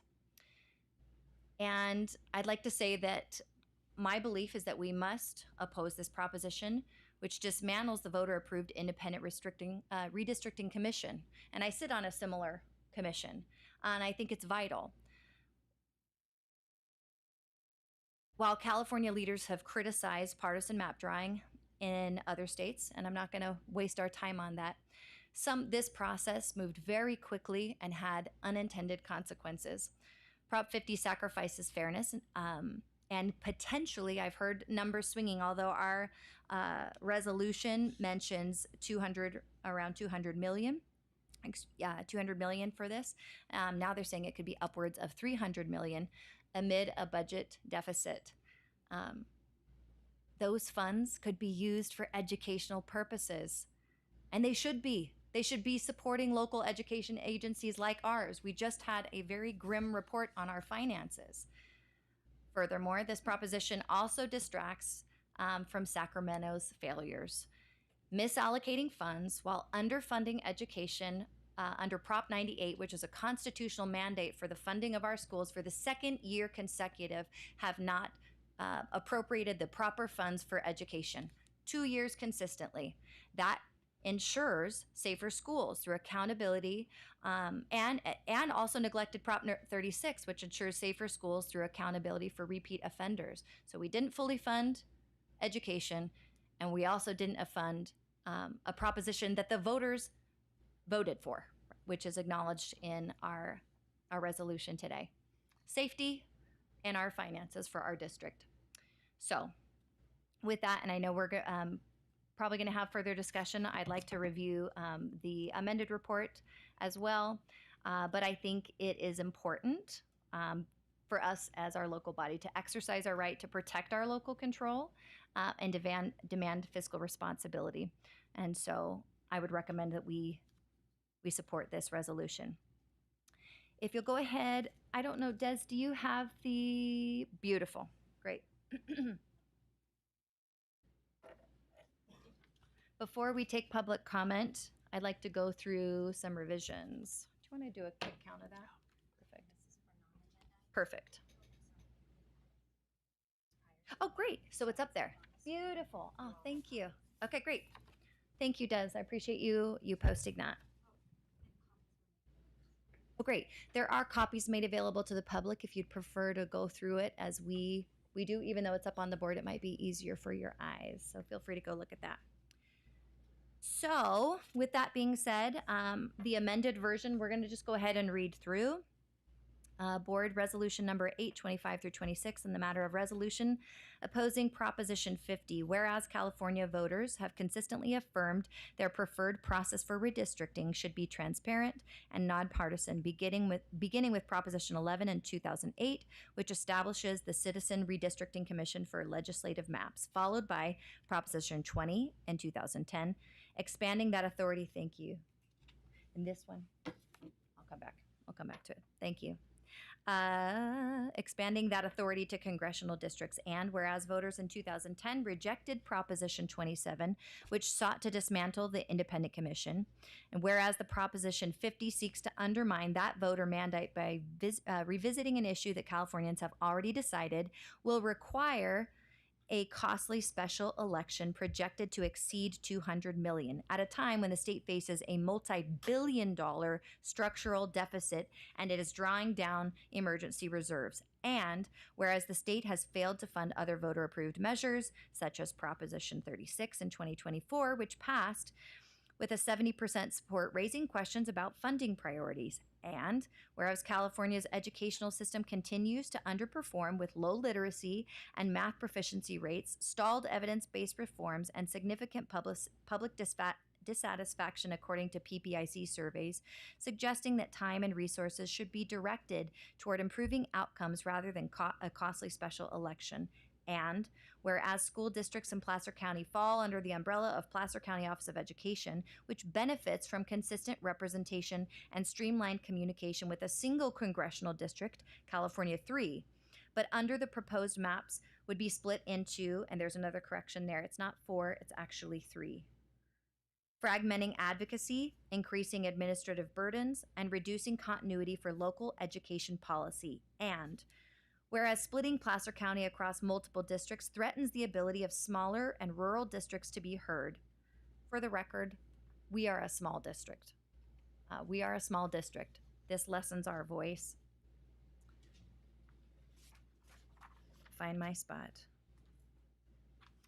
Disrupts established relationships with federal partners and dilutes the county's collective educational voice. Now, therefore, be it resolved that the Placer Union High School District formally opposes Proposition 50 as it requires diversion of state funds for a costly special election that is politically motivated, and it's on every ad out there right now, undermining voter intent, and would fragment Placer County school districts into 3, not 4, congressional districts, which could change our educational goals. And be it further resolved that the Placer Union High School District urges the state to honor previous voter decisions, fund the voter-approved measures like Proposition 36, invest in literacy and student outcomes, and preserve a unified congressional representation for Placer County to maintain continuity and efficiency in education policy. Be it further resolved that this board urges the governor and legislature to 1, fully fund Proposition 98 and honor constitutional obligations to California schools. 2, allocate resources to implement voter-approved measures like Proposition 36 before pursuing costly special elections. 3, maintain a cohesive representation for Placer County school districts to ensure effective advocacy and continuity. And 4, reinvest in classroom outcomes and student success. Passed and then, well, I'm not going to read the thing. We haven't passed that yet. So those are the revisions. I think I'd like to turn it over here to our public comment. How many do we? We have 10. So typically our board bylaw dictates that we can only have 20 minutes per topic, but we do have 10, which would increase our time to 30 minutes. Do I have approval of the board to extend our time limit to hear 3 minutes from every person? Approval to extend. Second. Okay. Can we say something first or before they start? Certainly. Yeah, I'll be honest. When I first saw this come across, I was a little surprised because I do feel like we are focused on the right things as far as education goes for this district. So I had to dive in. I had to really think about what the implications are here. And then I found it very interesting that the California Teachers Association recently contributed $3 million in support of Proposition 50. And I found that interesting. I think they're the number 2 on the list of people who are donating to support this. I find it ironic that we're only having this conversation because of the maneuvers that Texas was doing as far as gerrymandering. I do feel like there's some unknowns as far as the implications.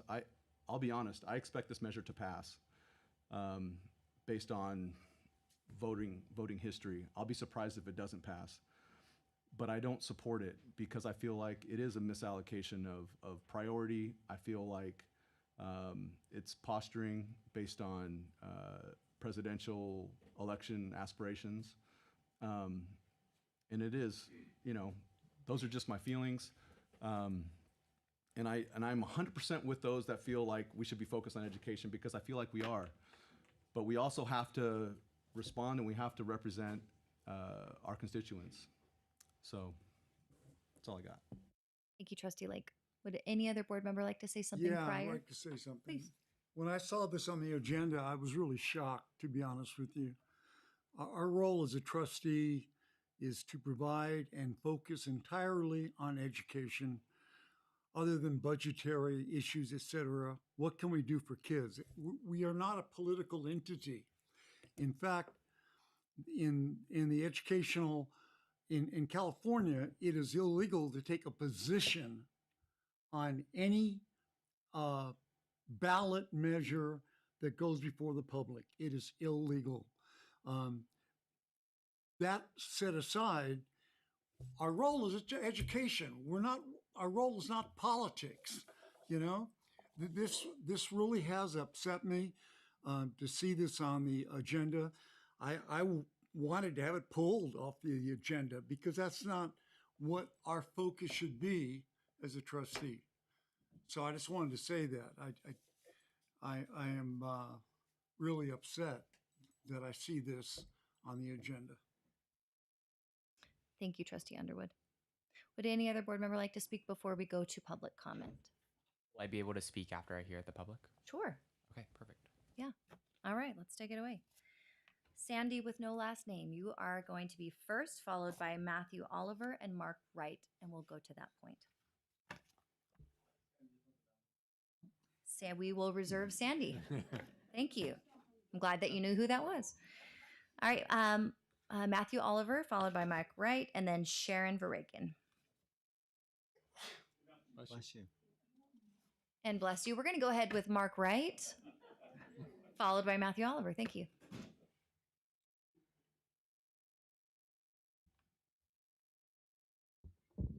We'll go up. You can hear me. Okay. Thank you, board, for taking this up. I do believe this is pertinent to your job to take a stand on this because, well, the CTA has shown and the teachers associations out there are putting money in. So if that affects schools, well, you guys are part of schools, and what you guys do is part of schools. And the other part about the money people don't talk about is the money is being talked about what's being cost to do the election up front, but the other cost that's not being taken up is how much the ROVs are going to have to pay for emergency printing, because there's 1 week between when the election is finalized and when filing opens for candidacy for those same offices. So they're going to have 1 week to get all their stuff done. They're going to pay overtime. So there's a lot more money that's going to be going in there when that happens. So, I mean, that's another thing to look at when this comes up. So this is why it's very important as a board, like you said earlier, you brought up all the things I was going to say about all the different boards that are taking this up. It is pertinent because splitting up the county, we lose our voice. And that's one of the biggest things. Is to have 3 different congressmen they have to go to try to get something through to help out this community is going to be very hard. And so I really believe that we need to keep it local and keep it in one place, that we have one place to go. We don't have to go lobby all the different places. And the Texas was told to do their redistricting because the Trump DOJ did it, because the Biden DOJ sued Texas and they dropped the suit with the Trump DOJ, but then they went ahead and wrote a letter, said that you guys violated the Voter Act, the Federal Voter Act, and so you need to redo these districts. So that's why Texas had to redo theirs. It wasn't, but nothing in California was done that we had any violations, so there's no reason now to redo ours. That's another reason. So for Gavin Newsom, it's kind of sad that he puts his aspirations in front of all the aspirations and the well-being of his own citizens that he's supposed to be looking out over, because that's one of the biggest things. He's supposed to look out over California. So why is he hurting our schools, our local communities, and our government to go and fight a thing that's federal that doesn't affect us if it doesn't change? It does affect us greatly if it does change. And so he's costing us money just because he has an agenda to be a president, I believe. But that's what I have to say. Thank you. Thank you very much. Sharon? Oh, excuse me. Matthew, come on down. I got to find your card. Thank you for the opportunity to speak again. I want to tell you, I'm just a little shaken up. I would encourage you to have active duty officers here. There's somebody that we currently have an active restraining order against who's violating the restraining order by being here. And I feel my safety and my well-being are in jeopardy at this moment, but yet I'm still willing to speak because I feel passionately about this issue. I'm so sorry. I'm going to pause you for just a second.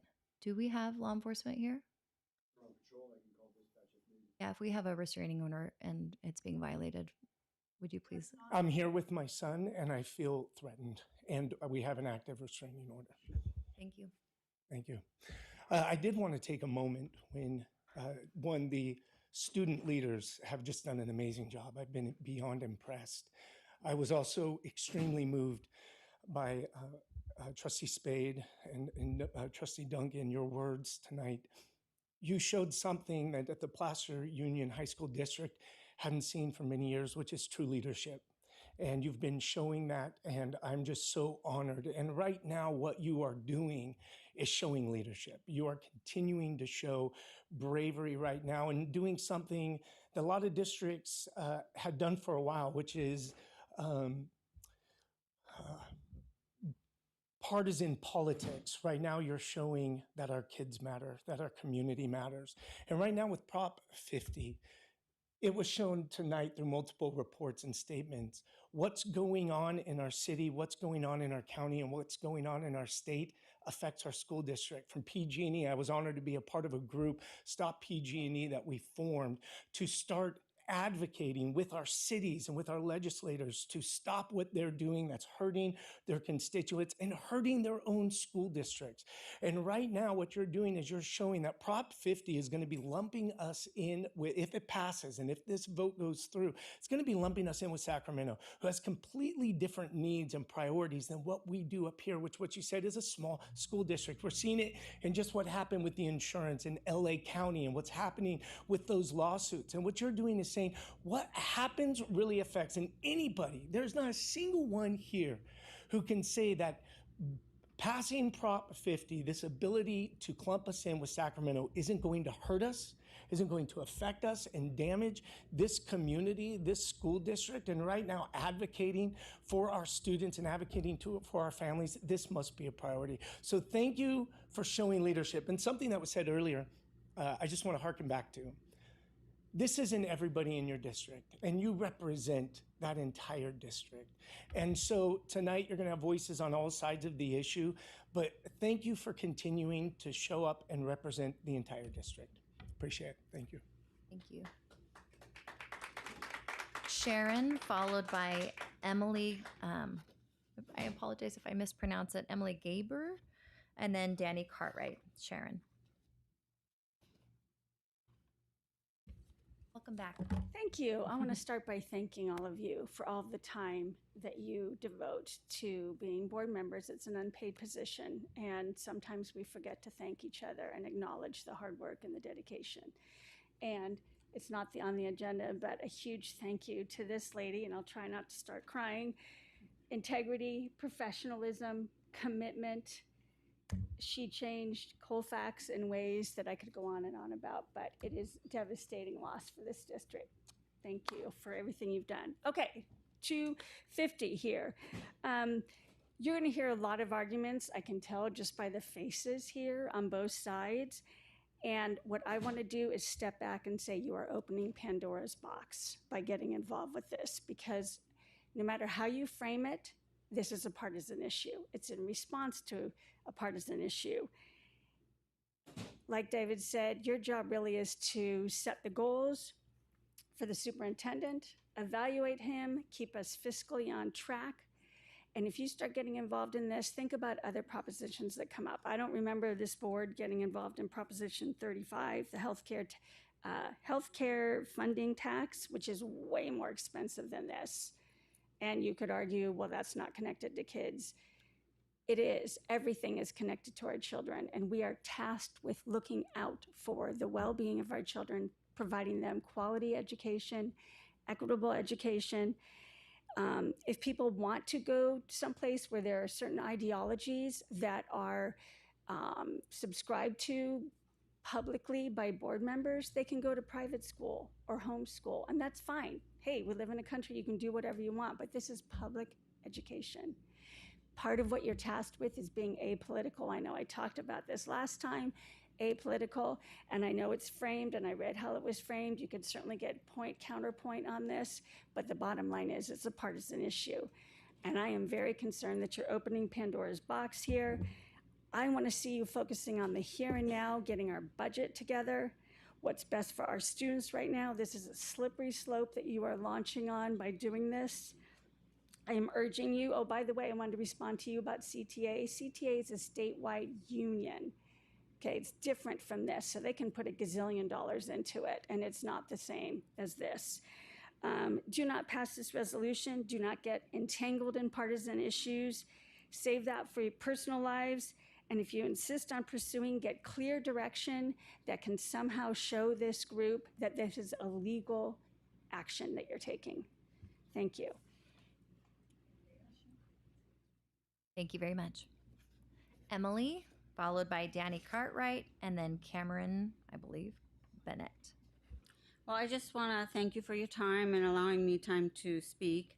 I'm going to first say that I agree with the previous speaker to me, Sharon, and also with Trustee Underwood. I'm here to express my opposition to the board's position on Proposition 50, primarily because I do not believe the school board should be acting as a political entity, and that's where we're going. I personally did not vote for a school board to be inserting itself into politics. We're living in very unusual times, and again, partisan, Texas, California, but we have our voters to make the decision. The voters of California are there to make the decision. I also want to bring up Policy 1160 concerning ballot measures and candidates. And I'm going to read this paragraph.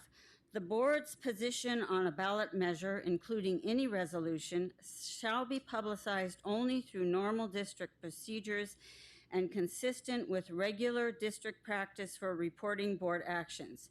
Such publicity shall be for informational purposes and shall not attempt to influence voters. So I would like reassurance that the board will follow the policy and specifically not attempting to influence voters, because that is not what your job is as I see it.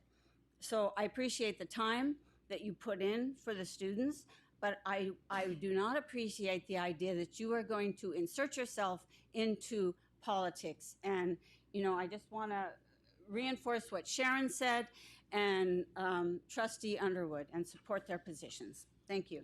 Thank you. I just want to acknowledge I'm very thankful that you guys are being respectful and courteous, and that it's a safe environment for people of opposing sides to express their views. I appreciate in the manner in which all speakers have come forward tonight. All right, Danny, Cameron Bennett, followed by Nicole Young.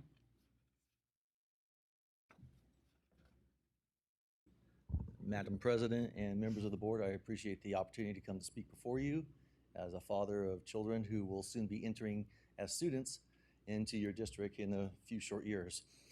Over a decade ago, I had the honor to host Congressman Tom McClintock at my business, where he was gracious enough to speak. And I come to find out through that experience that I had been mispronouncing a word for years.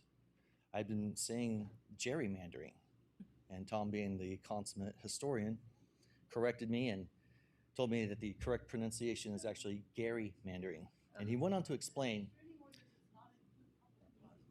I'm sorry. We're going to go. Okay, sure. Wait just a moment. We're going to wait for that door to close. Can we pause this time and reset that, Sarah? All right. Go ahead. Sorry, continue. No, thank you. So he went on to correct me and tell me the correct pronunciation is gerrymandering. And he went to explain that the politician who it's named after, his first name was Gary. And he was redrawing a district to his advantage. The district that he drew looked like a salamander. So if you take part of his name, Gary, and then mander from salamander, that's how you come to the term funny. gerrymandering. So we fast forward to today. Now, California has voted overwhelmingly to create a citizens redistricting committee so that the people who have the vested interest in the district lines, the way that they are drawn, are outside of the process, and it's the citizenry who do that through this commission. And by the way, in your resolution is very well written and clear and concise, so I appreciate that, and I'm not going to restate it. If Proposition 50, and it's going to go before the voters as it should, if it is passed, then we will then open the door for gerrymandering. So my point is that your position here as board members, and you have many considerations to make as far as the funding of your activities and the governance of your board, you'd have relationships both at the state and federal level. And if you develop these relationships for the benefit of your district to procure funds so it can run better, then that then is fractured if Proposition 50 is passed, because now your district is broken up and you have multiple representatives in which to plead your case to, if you will. So I applaud you for writing a clear and concise resolution, and I agree with it, I support you, and I applaud your bravery in doing so in contentious times. So, thank you. Thank you, Danny. Cameron? I'm sorry, am I out of order? It's Cameron, followed by Ed Coons, and then Nicole Young. Cameron. Thank you. I turned in my blue card and now I have to speak, which is too bad. I'm a Colfax grad. My kids went to Colfax, married to a Placer grad, and my grandkids will go to Colfax. And I have to take issue with football. Football is Colfax. So I am the auntie of Tony Martello. So my history in the district is big. I really appreciate your service and I appreciate you being here, but I have to speak out against this resolution strongly. I don't have a lot to say except for if you took all of these whereases, 2 pages of them or a page and a half, and you said, whereas we support you vote for Governor so-and-so or President so-and-so or another initiative, another proposition, would you find that offensive? I would find it very offensive. We trust the voters, whether you agree with it or not, whether you think this will help schools or harm schools. It's still a political issue, and I think it's really important that it stays a political issue outside of the school district. I think you need to pay close attention to what your ethical duty is, what your legal duty, and what your leadership duty. So one of the board members, I don't remember who it was talking about going and talking to our students about doing their civic duty as voters.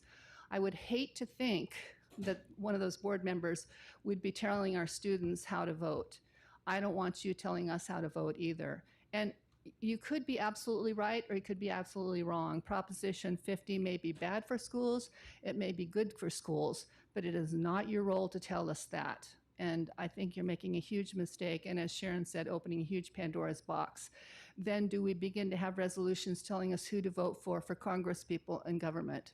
It is not your role. Your role is to be an extension of our teachers, to look out for students, and it may not go the way that you'd hoped it would. It may even hurt our schools, or it may harm our schools. It may improve our schools. It doesn't matter. It's not your role to speak for that. So anyway, thank you for your time. Thank you. Cameron? I'm sorry? That was Cameron. Ed? Followed by Nicole, and then Wendy Beal. And Sandy is our final. Good evening. You know, over the summer, I began to think maybe this board would be okay. This board is showing a lot of energy, a lot of initiative, and they're taking some actions I don't agree with, but I had some hopes. But I heard a partisan speech here today from Ms. Spade, a partisan politics speech, and I am grossly offended by that.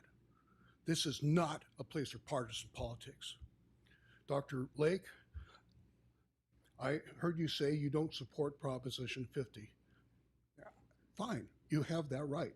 That is your privilege. But it's not your job as a board member to tell us how to vote. There's a difference between your personal belief and your duty as a member of this board. Now, the $200 million cost of the election, that's already spent. There is going to be an election. It will cost $200 million. So to say that you're going to oppose 50 because it's going to cost money, well, it's going to cost money whether you oppose it or support it. That money argument is absolutely ridiculous. Now, as far as the only other basis in your proposed resolution is that the county would be, our county would be divided into 3 congressional districts. But this district would be in 1 congressional district. So you're going to have 1 dedicated public servant that you can go to ask for funding. And in fact, you know, if there are 3 congressional districts, that means there are 3 congressmen that can fight for our county. Instead of that being a detriment, that's a benefit.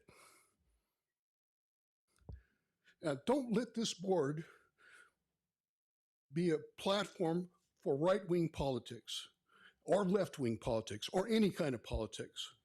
Don't use the students of this district as pawns for your personal political ambition. Thank you, sir. Nicole Young.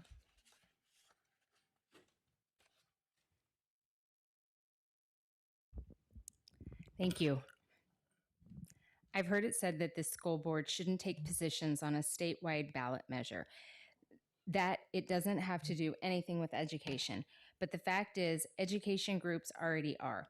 The California Teachers Association and the California Faculty Association, 2 of the largest voices in public education, have formally endorsed Proposition 50. If they can weigh in, then it is entirely acceptable and frankly necessary that this board speak as well. Prop 50 isn't some distant, abstract issue. It strikes at the core of how our communities are represented in Sacramento. If politicians get to redraw their own district, it fractures local voices, parents, teachers, and students, and weakens the ability of school districts like ours to advocate for fair funding, strong programs, and the resources our classroom needs.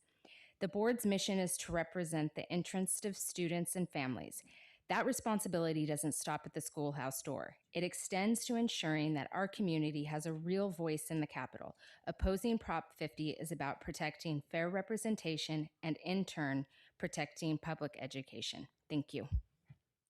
Thank you.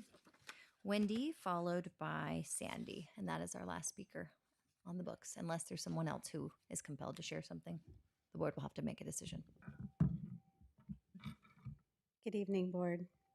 My glasses on. I want to thank Trustee Spade for having the courage to bring this resolution forward. Unfortunately, those who oppose not only this resolution, but nearly everything Trustee Spade presents to the board chooses to use social media to incite division, attack Trustee Spade's character, call her names, and attempt to intimidate this board. It's really disappointing. The fact remains that the constituency of Placer County overwhelmingly opposes Proposition 50, and this board is fully within its legal rights to bring forward resolutions that represents its community values and to stand against a ballot measure that will cost taxpayer $200 million, while our governor continues to withhold full funding from public schools across California. Courage is not only needed in moments of prayer and tragedy, it is needed when we make decisions that will affect the future of our families, our schools, our communities, and our freedoms. And Proposition 50 is one of those initiatives. This proposition has been presented by our governor as progress, but in truth, it is dangerous. If Proposition 50 passes, it will give Sacramento even more power over our children while stripping parents of their God-given authority to guide and raise them in truth.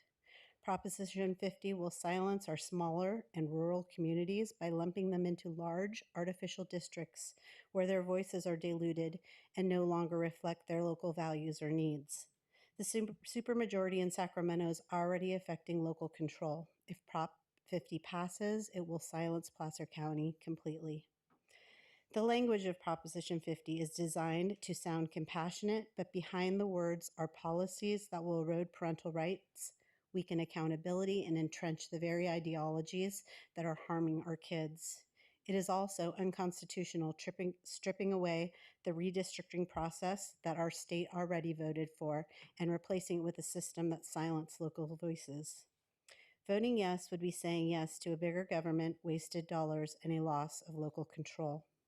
We must have the courage to say no, to draw a line and say, not with our children, not with our families, and not with our communities, and not with our future.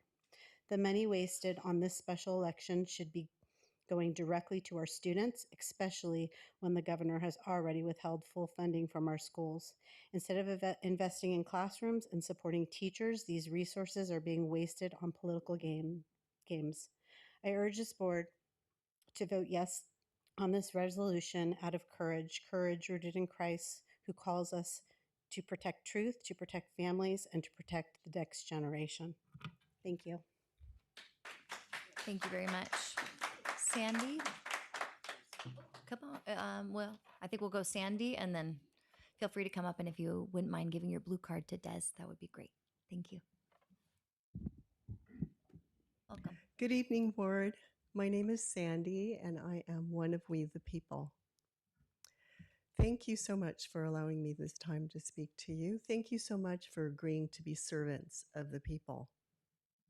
Thank you so much for having taken your oaths of office to uphold and defend both the federal and the state constitutions. That oath was taken at the beginning of your terms. The Constitution is the highest law of the land. In our California Constitution, Article 21, Sections 1, 2, and 3 describe in detail the process of redistricting of the Senate, Assembly, Congressional, and Board of Equalization districts. These sections include the definition of the Citizens Redistricting Commission and how it is to function within this process, all which has been voted on and approved by We the People in two separate elections, 2008 and 2010. The California Constitution does not allow for the California legislature to draw congressional districts. In addition, the California Constitution, Article 18, Section 1, mandates any amendment shall be voted on separately. However, the legislature is combining two separate issues into one proposition. The first issue being seeking voter approval of a constitutional amendment to add Section 4 to Article 21, and issue number 2 is seeking voter approval to adopt a new district map. This single proposition will not allow voters to split their vote on each issue, thus violating the single subject constitutional provision that is also unconstitutional and maladministration. There is no constitutional provision for the legislature to bring forth this costly proposition. These are unofficial acts, and for unofficial acts, there is no immunity, as per U.S. Supreme Court Trump v. United States 2024. The California legislature has gone rogue and decided on its own to war against the California Constitution and war against the people by bypassing the will of the people and dragging us and our posterity, the students of this district, into further debt. I am here in support of your proposed resolution, and I encourage all of you to vote yes on the resolution opposing Proposition 50. Thank you. Thank you so much. And while you're walking over your blue card, I've been admiring your earrings all night. Beautiful. Welcome. Hi, my name is Mary Beggs. I'm from a long-term family in Auburn. I was born and raised here. I know my last name is Beggs, and I'm going to make kind of a joke. I mean, there's Beggs Field. That was my dad. But I beg you to vote no. It's really opening a can of worms, and it's just very upsetting. I don't think that's your role. So thank you. Thank you. Again, sincerely appreciate the manner in which everybody addressed the board. It was respectful. It was safe. I like that. I like a space for us to be able to have some conversation, and you guys bring great points, some of which I hadn't considered, and I appreciate the thoughtful discussion. Board, do we have any other board members that would like to share some thoughts on this? I'd love to if possible. So I was reading through this, and I knew what Prop 50 was beforehand, before I was reading this, and the discrepancy between it not being an education and actually reading the resolution is pretty different. When I heard Prop 50 being on the agenda, honestly, I was like, hello, what are we talking about? And then I'm reading this and it's talking about the funding. It's not talking about the district bounds. I mean, while that is what Proposition 50 is, it's mainly addressing the funding that we are losing as a district. And this is something President Spade has shared multiple times. CSBA is suing, I think, the government of California because of the loss of funds. So if the funds are allocated to a different section, to me, that seems like education is being forgotten about. And when CSBA is suing and when we're already losing funds, that's pretty hard. Specifically, in the 5th time you see whereas, it says California's education system continues to underperform with low literacy and math proficiency rates. I did a lot of research today, and I want to share how low those are. According to the National Center for Education Statistics, this is a government website, it says the percentage of low-performing adults scoring level 1 or below in literacy in the U.S. increased from 19% in 2017 to 28% in 2023. I don't remember what it is off the top of my head, but a board expectation, I believe, is saying to try to prepare us for life. I feel for the students. I feel for my peers. I don't want that 28% to grow because it increased dramatically by 9 points. I don't want those 9 points to grow another 9 points in my generation. That would really hurt. Furthermore, on that same study, it says the percentage of low-performing adults in numeracy, which is in correspondence to mathematics, scoring level 1 or below in the U.S. increased from 29% in 2017 to 34% in 2023. Again, I don't want this to happen to my generation. Henceforth, when I'm viewing this resolution, to me, if I were to just look up random facts about Prop 50, I would be like, President Spade, what are you talking about? But when you're actually reading this, it's less about the redistricting and it's more about the specific funding that our district is losing. I mean, everybody was here when Mr. E was talking about the loss of funds. And to me, as I'm talking to students across Del Oro and Confluence West, they're wanting programs to be added, not subtracted. They're asking for these upper level classes that have been cut within this last year, not added within the last year. If we could redirect those funds, I personally, and I get this, it's not a personal thing, it's a student body thing, but I personally would way rather be able to take Spanish 4 at Del Oro or AP Spanish or AP Calculus, AB, or something way beyond that, than having an extra seat or two in Congress when I believe from the perspective that I have, I don't think we've ever had trouble being represented in any form. As well, I did want to address too.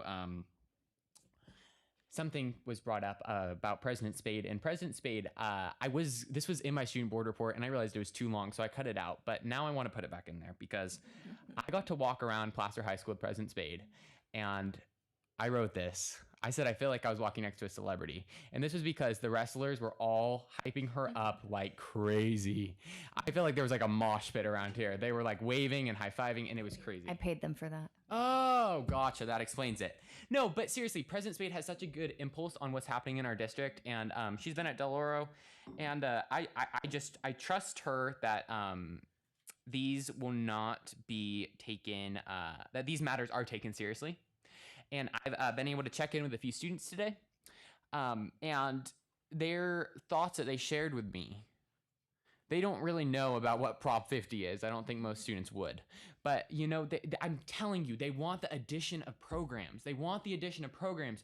And they are like when I'm like, okay, would you rather have, Spanish 4 or, being in correspondence to Governor Newsom's boundaries? They're like, this is a choice? It's not a direct choice, but it is part of the budget that's in this resolution. And people that say it's not for education. If more funding was directed to education, which we've been losing within this last year, these are the people the community chose to represent them in the education. And I think that we need to honestly listen to our students. Our students are not pawns. Our students are, I believe, the heartbeat of what we do here. And I hope that we can get more funding for our students. And we're sworn under the U.S. Constitution in a nonpartisan position.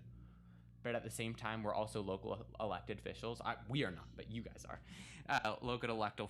Local elected officials, and they get government funding. So I hope that that government funding could be reallocated in different ways. Thank you. Thank you. Can I ask a question? Jeffries, please.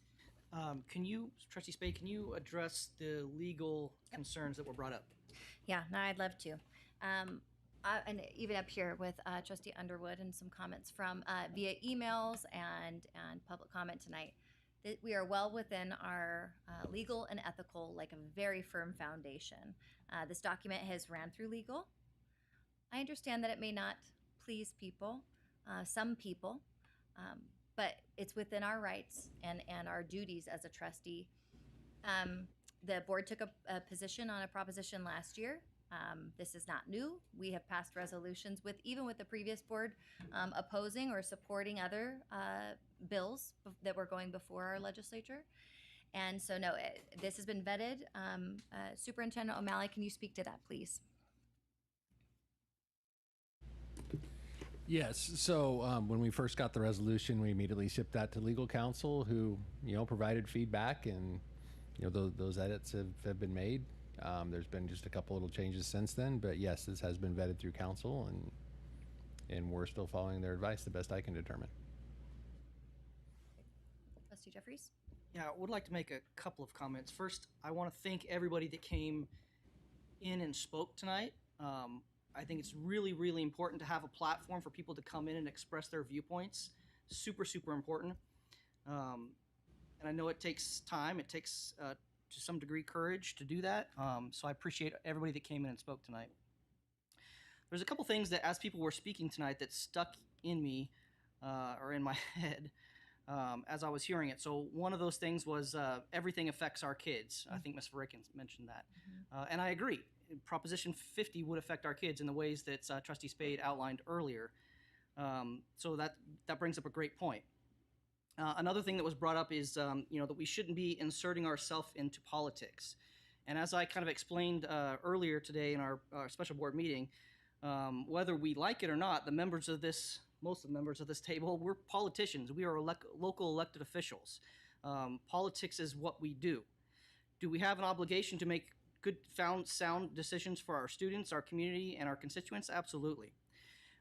My take on this resolution is that having this debate and having conversations about this is a great thing, because it could bring to light this topic for my constituents, whether they're on one side of the issue or the other side of the issue. If they're hearing about it and they're learning about it, they're going to be able to make up their own decision about how they stand on it, or how they believe, or what they believe, I should say, rather, regarding this proposition. So I think it's a great thing that we're having this conversation tonight about it in the first place, because it's going to bring that to a lot more people's attention. So I just wanted to mention that. Yeah, thank you. Trustee Duncan. Great point. I think this is what it's all about. This is healthy debate. This is, well, not debate, but this is healthy statements that have been made, and now it's time to take this, whether it's the student board, whether it's members of the community, to take this to the community, talk to other folks about it, and inform people. And I do appreciate everyone's civilness tonight and talking about this matter. And, Trustee Underwood, I wish that all we talked about was what goes on in the classroom, right? And that would be great. And Trustee Lake's right. Most of everything we do is about that. But I've learned through my career that you have to see the forest through the trees. And this is one of those moments where down the road there could be implications. And I'm a huge believer in representation. And I have huge concerns on the representation if this passes.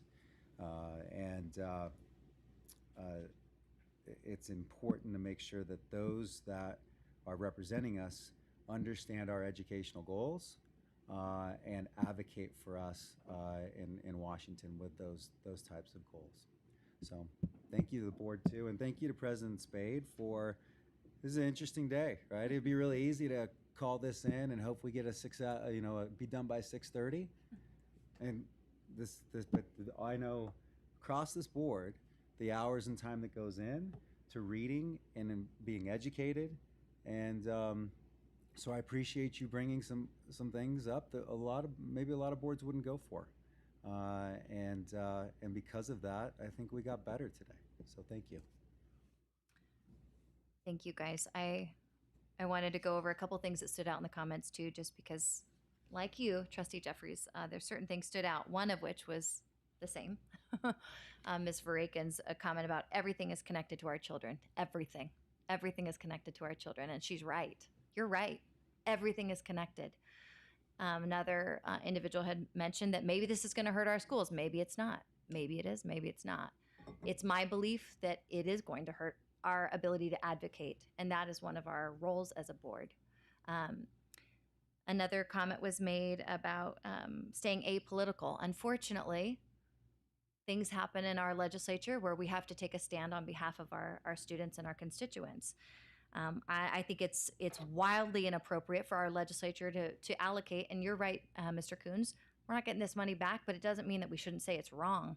I also, as a mother, don't believe that two wrongs make a right. I don't agree. If there really is gerrymandering, thank you for the history lesson. I appreciate that. Happening in Texas, two wrongs don't make a right.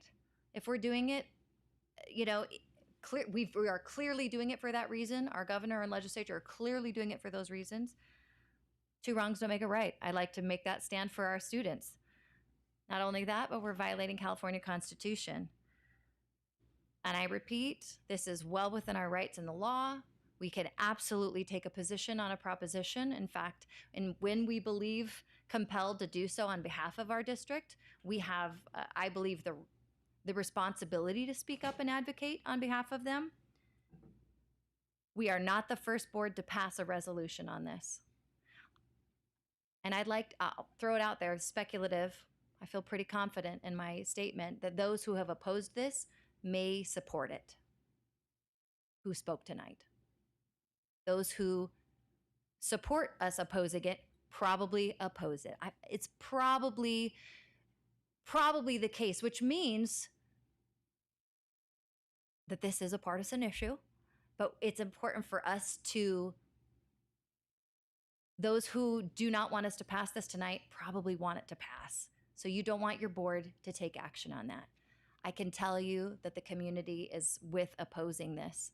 Even if our district is not split into multiple congressional districts, our county is. I spoke about PCOE earlier. I spoke about the importance of collaboration with our trustees. We're dealing with the same issues. We don't need to make multiple calls and have to bend the ear of multiple legislatures. Those of you who have lobbied or had to make these phone calls, it's a lot. Our county needs to have one voice. If that was a protected group of people who thought the same way, it's really great for all the boards in Placer County or through Placer County Office of Education to make one call on behalf of the list. This is going to increase time for us to advocate, for our administrators to advocate, and have a stronger voice in our legislature, without a doubt. For those reasons, again, I support approving this measure, this resolution. And at this time, do I have a motion? I have a motion to approve. We have a first by Trustee Duncan. Second by Trustee Lake. Any further comments or questions? I did just want to thank everybody that sent me an email and gave me feedback on this. I do appreciate it, and I agree that this was so civil, and I appreciate that so much, and I value your input, community feedback more than you know. So thank you. I loved that too. I saw those on the emails. Some of you guys included our student board members, and I thought, I think I've never seen that before. Good for them. Educational. And before we vote, Madam Please. President, I just want to make sure, Ms. Atkins, we got the corrections as it was read through the first time. Yes. You're good? So this is a confirmation on our first and our second that it is the amended version with the changes that are identified in there, with 2 additional changes, that it's actually 3 districts and not 4. My apologies that there were some amendments, but it's education, right? We're working through it together. All right. Hearing no further comments or questions, Superintendent O'Malley. Okay, I'm going to come to you guys last, just so you know. Trustee Underwood. No. Trustee Jeffries. Yes. President Spade. Aye. Aye. Trustee Duncan. Trustee Lake. Student Board. I oppose. Aye. Thank you very much. And I respect an opposal. I think it's important. And I think it's difficult to stand against something when everybody else was in the majority. Good for you, Cooper. All right. All righty. These non-agenda. Oh no. Yeah. We haven't moved there yet. So we're going to go ahead and move to item 10, staff reports and discussion items. Item 10.1 is 2025 CASP data review. Executive Director Wilson, take it away. Good evening. Can you? We'll see if we can make it work. Good evening, board. Thank you so much. I thought everybody was here for this presentation, How'd you know? but apparently not. Any blue cards on this topic? 10 blue cards on this topic. Perfect. I'll try to keep it quick. Before I started, I wanted to say thank you for your kind words, but I also just wanted to mention to just thank you to Chastity. She is pretty phenomenal, and I've always known that, but now as we've made this transition and I get to meet with her, and she's kind of laid bare all of her plans and things, she is so thorough and organized and has left me a very clear roadmap, and so I'm so thankful for her. Sorry. But I'm so thankful that she has, done such great work there, and so I'm excited about completing the goals that she and her staff made at the beginning of the year. So CASP scores. I just want to go ahead and click. Thank you. Just want to give some background information about CASP.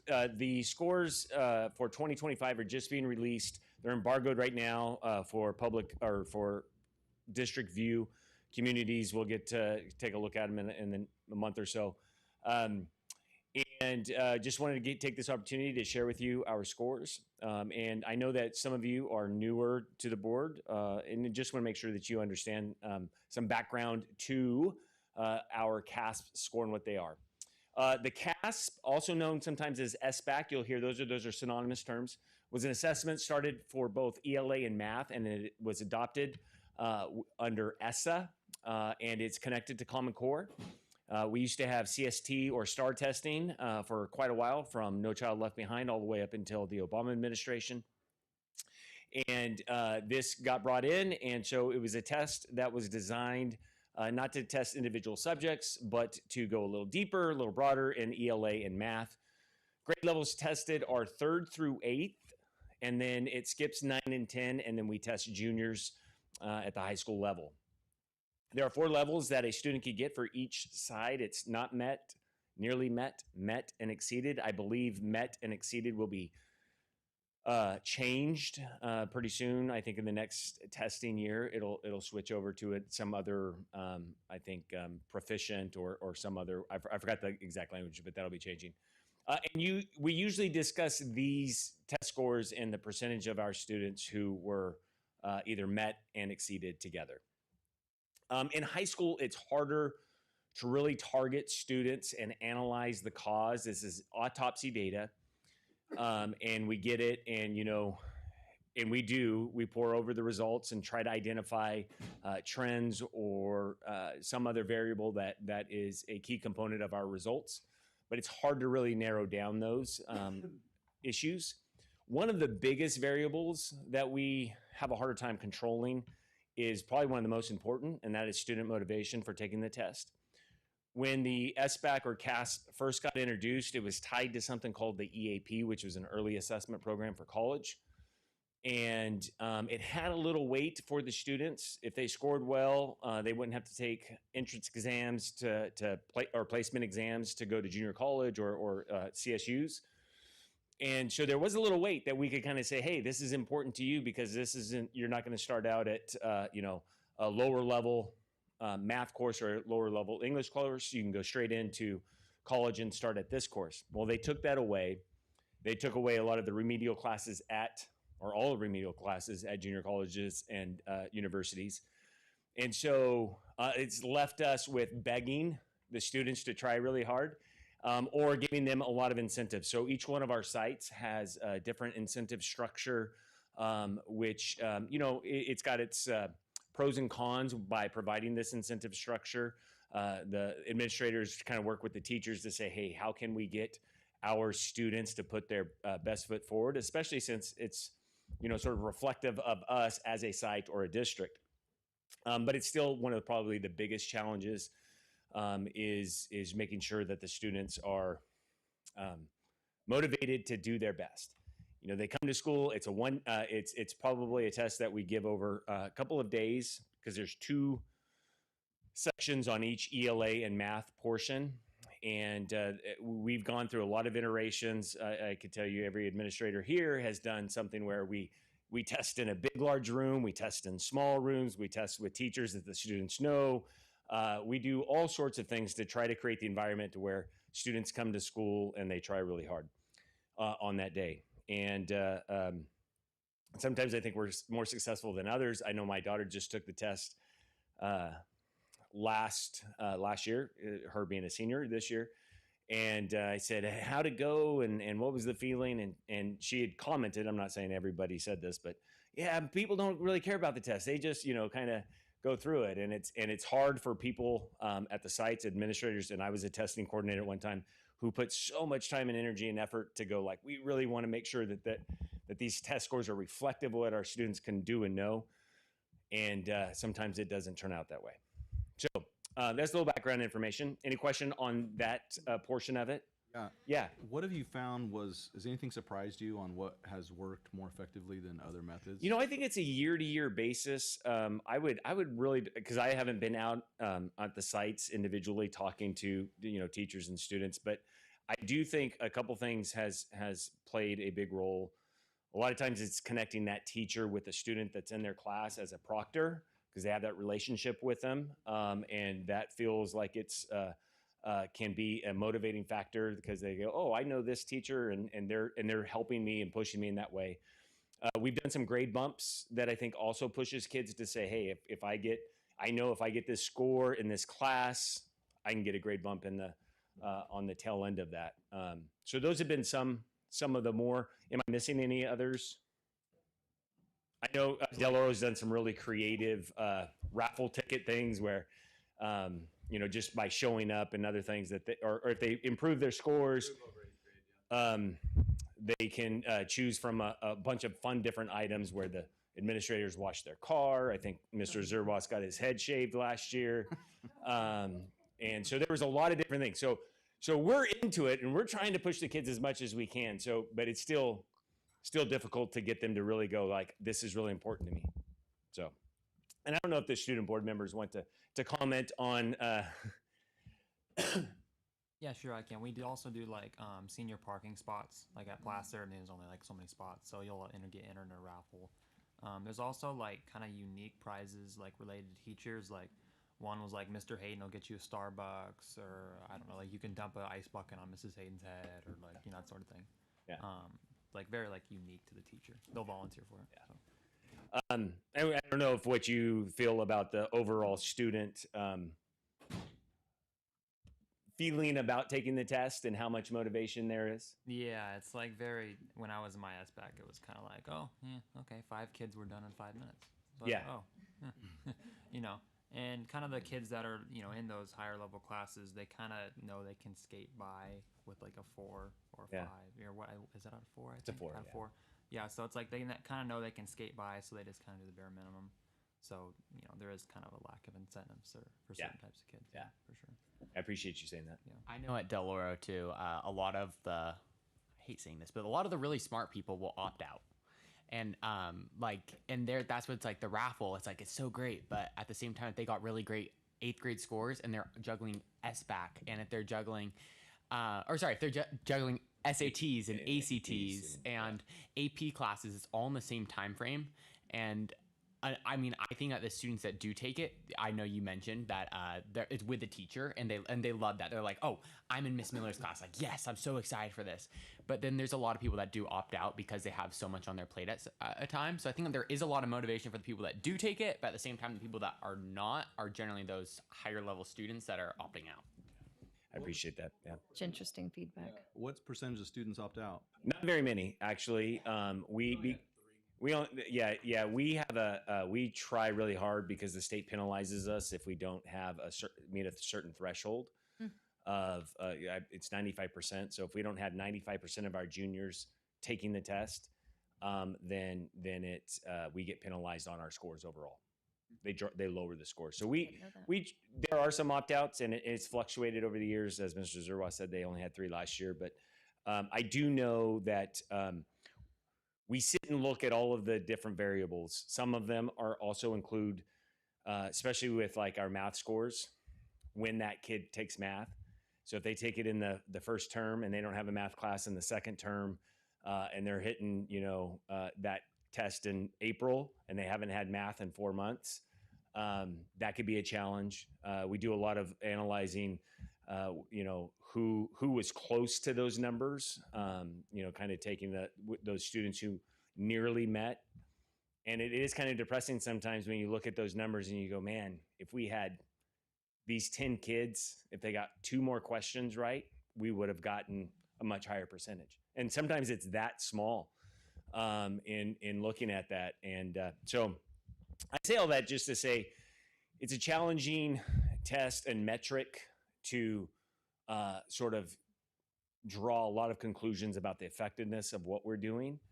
I think it does show some pieces of it. We're proud, obviously, when our scores are really high. This past year, if you guys taking a look, they took a dip, but that happens. I was looking at, we have some trend data that we started from all the way back in 2015.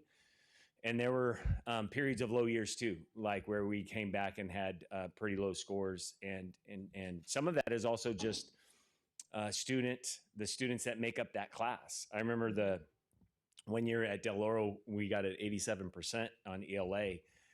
And that was the most students that we had go to really prestigious colleges in a long time. So that class was full of just some really great students that helped us. So that could also make a difference as well. So a lot of different variables in there. Mm-hmm. Go ahead and click the next slide. So this is ELA from 2021 to 2025. And you could see, sort of a trend. And I think if you went back, like say, for example, Del Oro, you see like where it was 84, 86, and then it's 73. Again, in 2000, I believe it was 19. They were at a 75% range, something like that. So you will see some fluctuations at schools. And again, I don't know if I could pinpoint exactly what, or if Mr. Zerwas or Mrs. Jackson or Mrs. Raybuck Bonilla or Dr. Davenport or Mrs. Davenport, there's more than one doctor over there, what it is exactly that led to the scores, or if there was a rhyme or reason for increases and decreases. I'm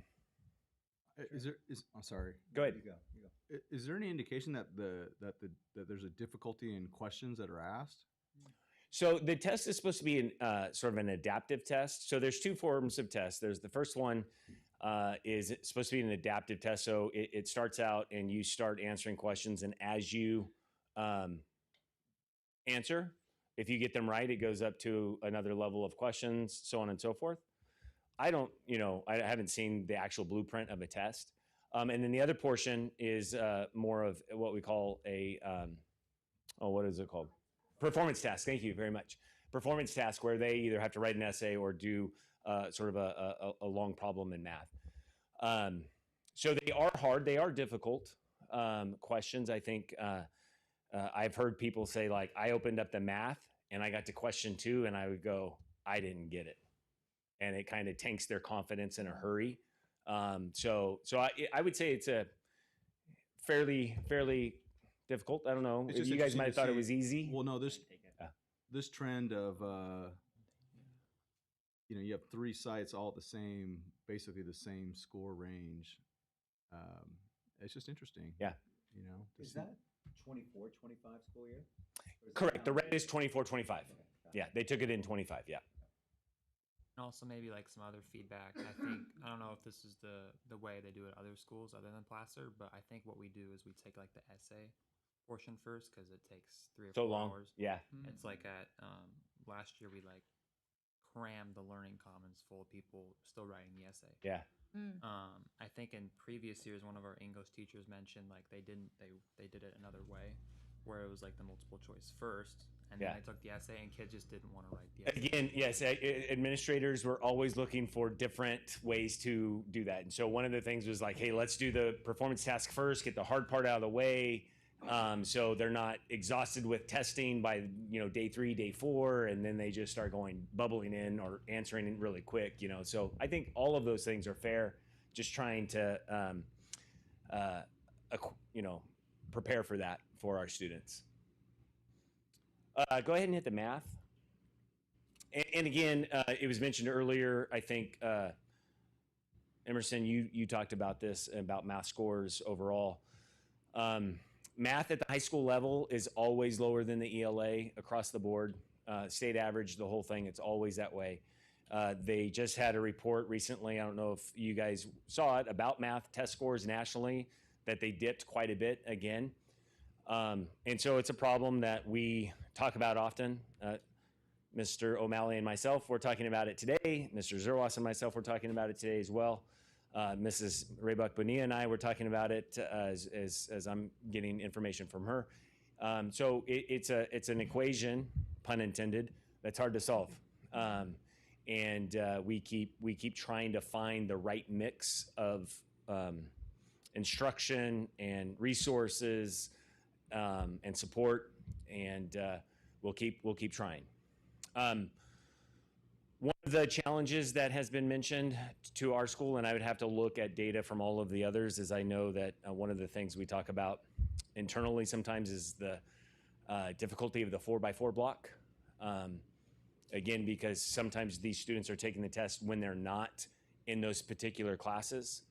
I know at some of our sites, the English teachers give them the practice exam and go over it individually, one by one, and give them feedback. But if they get that in the, fall term and then it's back to the spring and they're taking it, it's I don't know how much is carried over. To your point, you mentioned earlier about with the 4 block and maybe taking math in the fall, not taking it again to the next fall. Yeah. When did this district move to a 4 block?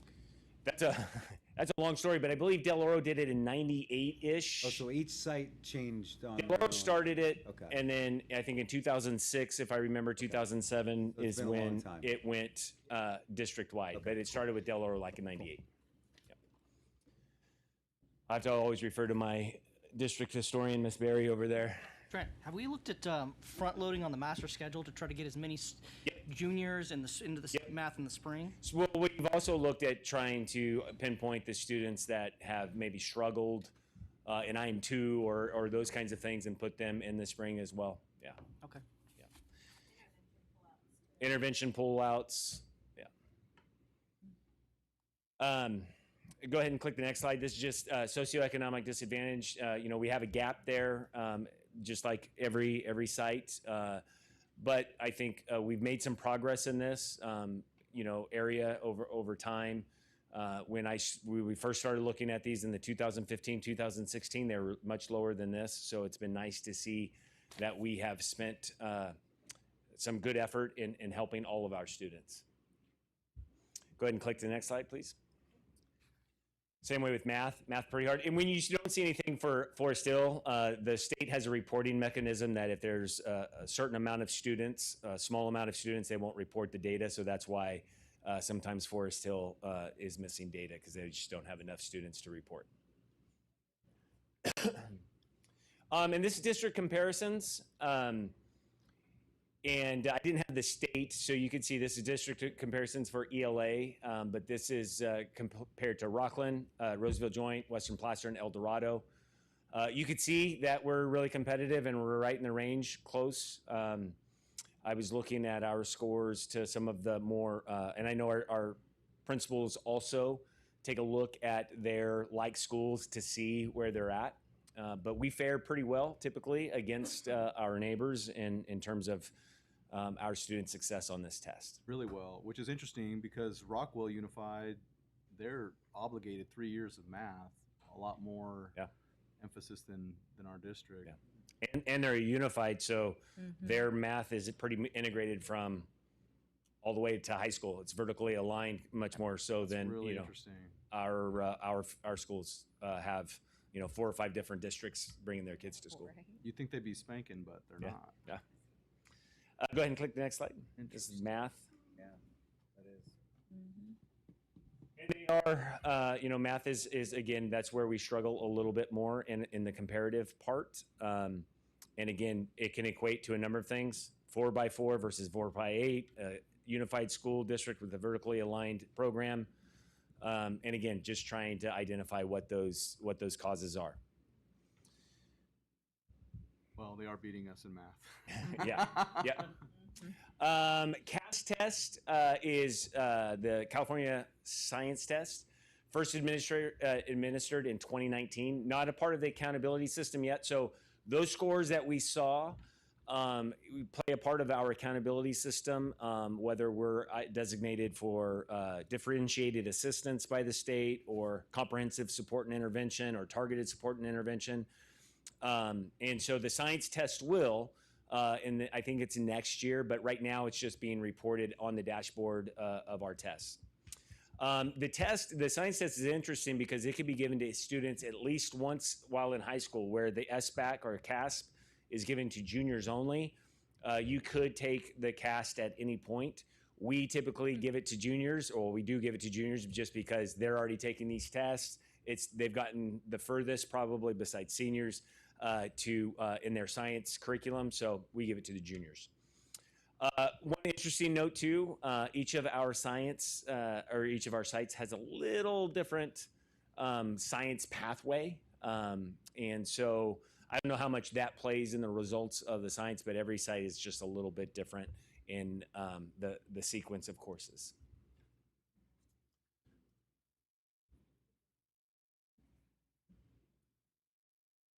And I told Jacob that since he's a science teacher at Del Oro, he could. No, I'm just kidding, Jacob. I was going to give him a bad time about the Del Oro scores, but.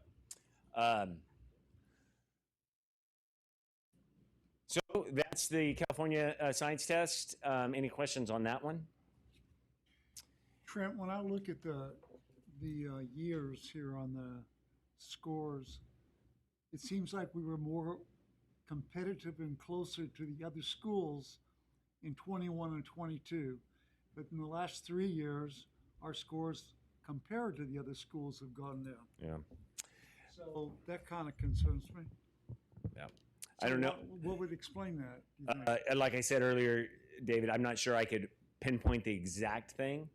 I know everybody came out of COVID a little differently. 21 scores were optional. You didn't have to test if you didn't that year. We chose to test. So I don't know the full reasons behind it. Go ahead and click. I think is there another one after that? I shared with you the special ed. I had shared it last year, but I didn't have the until the other scores got released. So I was able to get in 2025 in our comparative data to them as well. So thank you guys. Any other questions? No, I just want to thank you for adding the students with disabilities. Yeah. And that I got that today. I was excited. Perfect.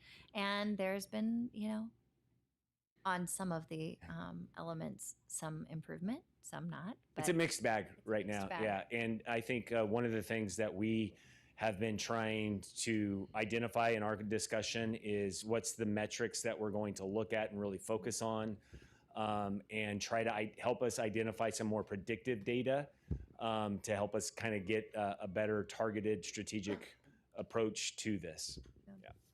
Yeah, I'm interested to see what you guys are going to do on that. But, having the math scores increase by 4 points when Rockland and Roseville had us by 5 points increase. But I'm proud of that, at least it's moving. I know that it can move in the other direction just as quickly, but I was happy to see that there was a bump.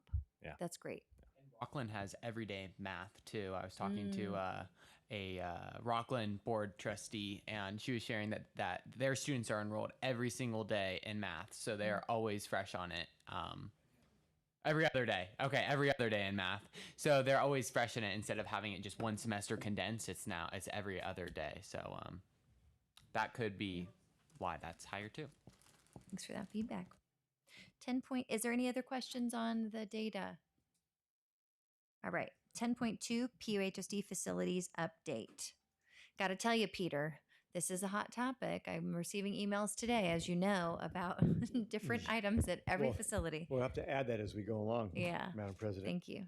So my intent here tonight, and again, if you have some deeper questions, Don Manning, obviously the Director of Maintenance Facilities Operations, sitting in the back, but just to kind of review where we're at, what we've been doing, talk about the money, get some input from you guys as well, kind of let you know the direction we've been moving, talk a little bit more about Colfax, and just kind of just update you and keep you guys, I mean, in the loop. It's easier than just putting stuff in Friday Facts all the time, to be honest with you, but also, as I mentioned, soliciting some feedback as well. Like President Spade said, email came out today, apparently Forest Hill is going to need a scoreboard. And so, and I know I've mentioned this before, that we have 4 unique schools. I know that when I was at Placer, we were able to fundraise and buy the scoreboard. Right. And I had enough site funds as a principal to get it installed. Del Oro, same thing. Forest Hill does not have that capacity. And so just trying to make sure we're balanced at the school sites within reason. So that being said, based on the first page, this is just a review of the conditions assessment that was presented to the board literally 2 years ago, almost to the day. Sorry, one second. Sarah, is there a way for you to zoom it in a little bit more than that? I don't know if my eyes are getting tired or I'm just staring at these screens. That's amazing. Thank you. Great job. So these numbers may change just because costs have changed from 2023. The one thing that I have not taken the time yet to do, and I will be doing with Dawn, is going through the actual needs assessment that's attached to this presentation. It's the second, but I'm not going to go through today, and start checking off things that we have completed or in the middle of completing. The PA systems, the turf and track of Colfax, not quite done. So until we get done and close them out, then we'll go through and these numbers will change a little bit based off the needs assessment that was done. Because this was the plan, is just maintaining this. Our bonds are done. We're not looking at any bonds in the future. That's not a recommendation right now. It didn't fare well in Colfax, I don't think, with the political climate right now. I don't know. The last time I talked to the consultant about a month ago, they were thinking going out in March. So more of a discussion I need to have in lead team and the superintendent. That's something we want to look at, because as I've said before, and I will stand by this, you can't get that work done without a bond measure. Gloucester and Delaware would not have the work they got done without a bond measure. It's just not going to happen. And maybe some people might want to discuss it with me, but a classroom building of just 4 or 5 is going to cost you $12 million. That's just a building. So anyway, so just looking at that sheet as a summary. Again, some of our revenues, we're looking at about 12.9, so just under 13 million basically. You saw previous, when I did the unaudited actuals and closing the books, Fund 40 is pretty good right now. It will be a little bit lower because there's still some projects in there, but we're looking at a little over $12 million sitting in facility account to help with the projects that we'll see later on other slides that we'd like to get accomplished at the school sites. And again, just a refresher, the Fund 40 is all that modernization money we got in reimbursements from the state, and then developer fees. Want to encourage the building. Obviously, when you're building homes, you're bringing in kids, and then we get the fees for those homes that are built as well. Next page. Just wanting to tout this one. This has been an endeavor. They are going to be playing their first home football game on this field this Friday, so very excited about that. In speaking with Chastity, I know that I want to say I don't say withdrawals, but she's going through this. I'm leaving now, and everything's got to be perfect before I go. And so we want to keep her on that track. Yeah. And so just looking at some coloring that came in with the gray and the green and so forth, but in most cases are pretty excited. What I think is going to happen is that Placer and Del Oro are going to go, well, when's our field getting redone? I said, well, not for a while, so relax. But that could be another story too. But still not completely finished, but be playing in the football game this Friday, so I'll be up there to celebrate that. One of the pieces of this was really exciting is their scoreboard's working fine. Sorry, Aaron, but we paid, I think, just about $5,000 to refurbish the scoreboard. It looks brand new. It was beautiful. This guy who did the work, I went and saw it the other day at the school. I'm like, wow, if we could just do that, let's just do that to scoreboards, because it looked like they put a brand new old-fashioned scoreboard. And so really excited about that and what they're going to do for Friday. And just mentioning, those are the two projects that are only basically funded right now through Fund 25, the developer fees.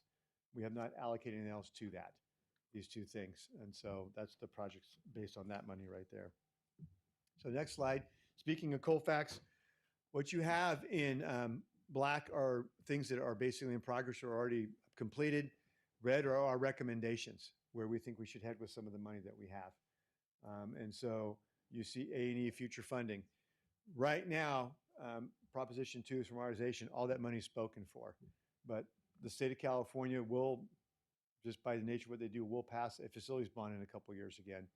As we mentioned before, Colfax is in line for another several $1 million of reimbursement from the state, of which we have to match 4.5 of it.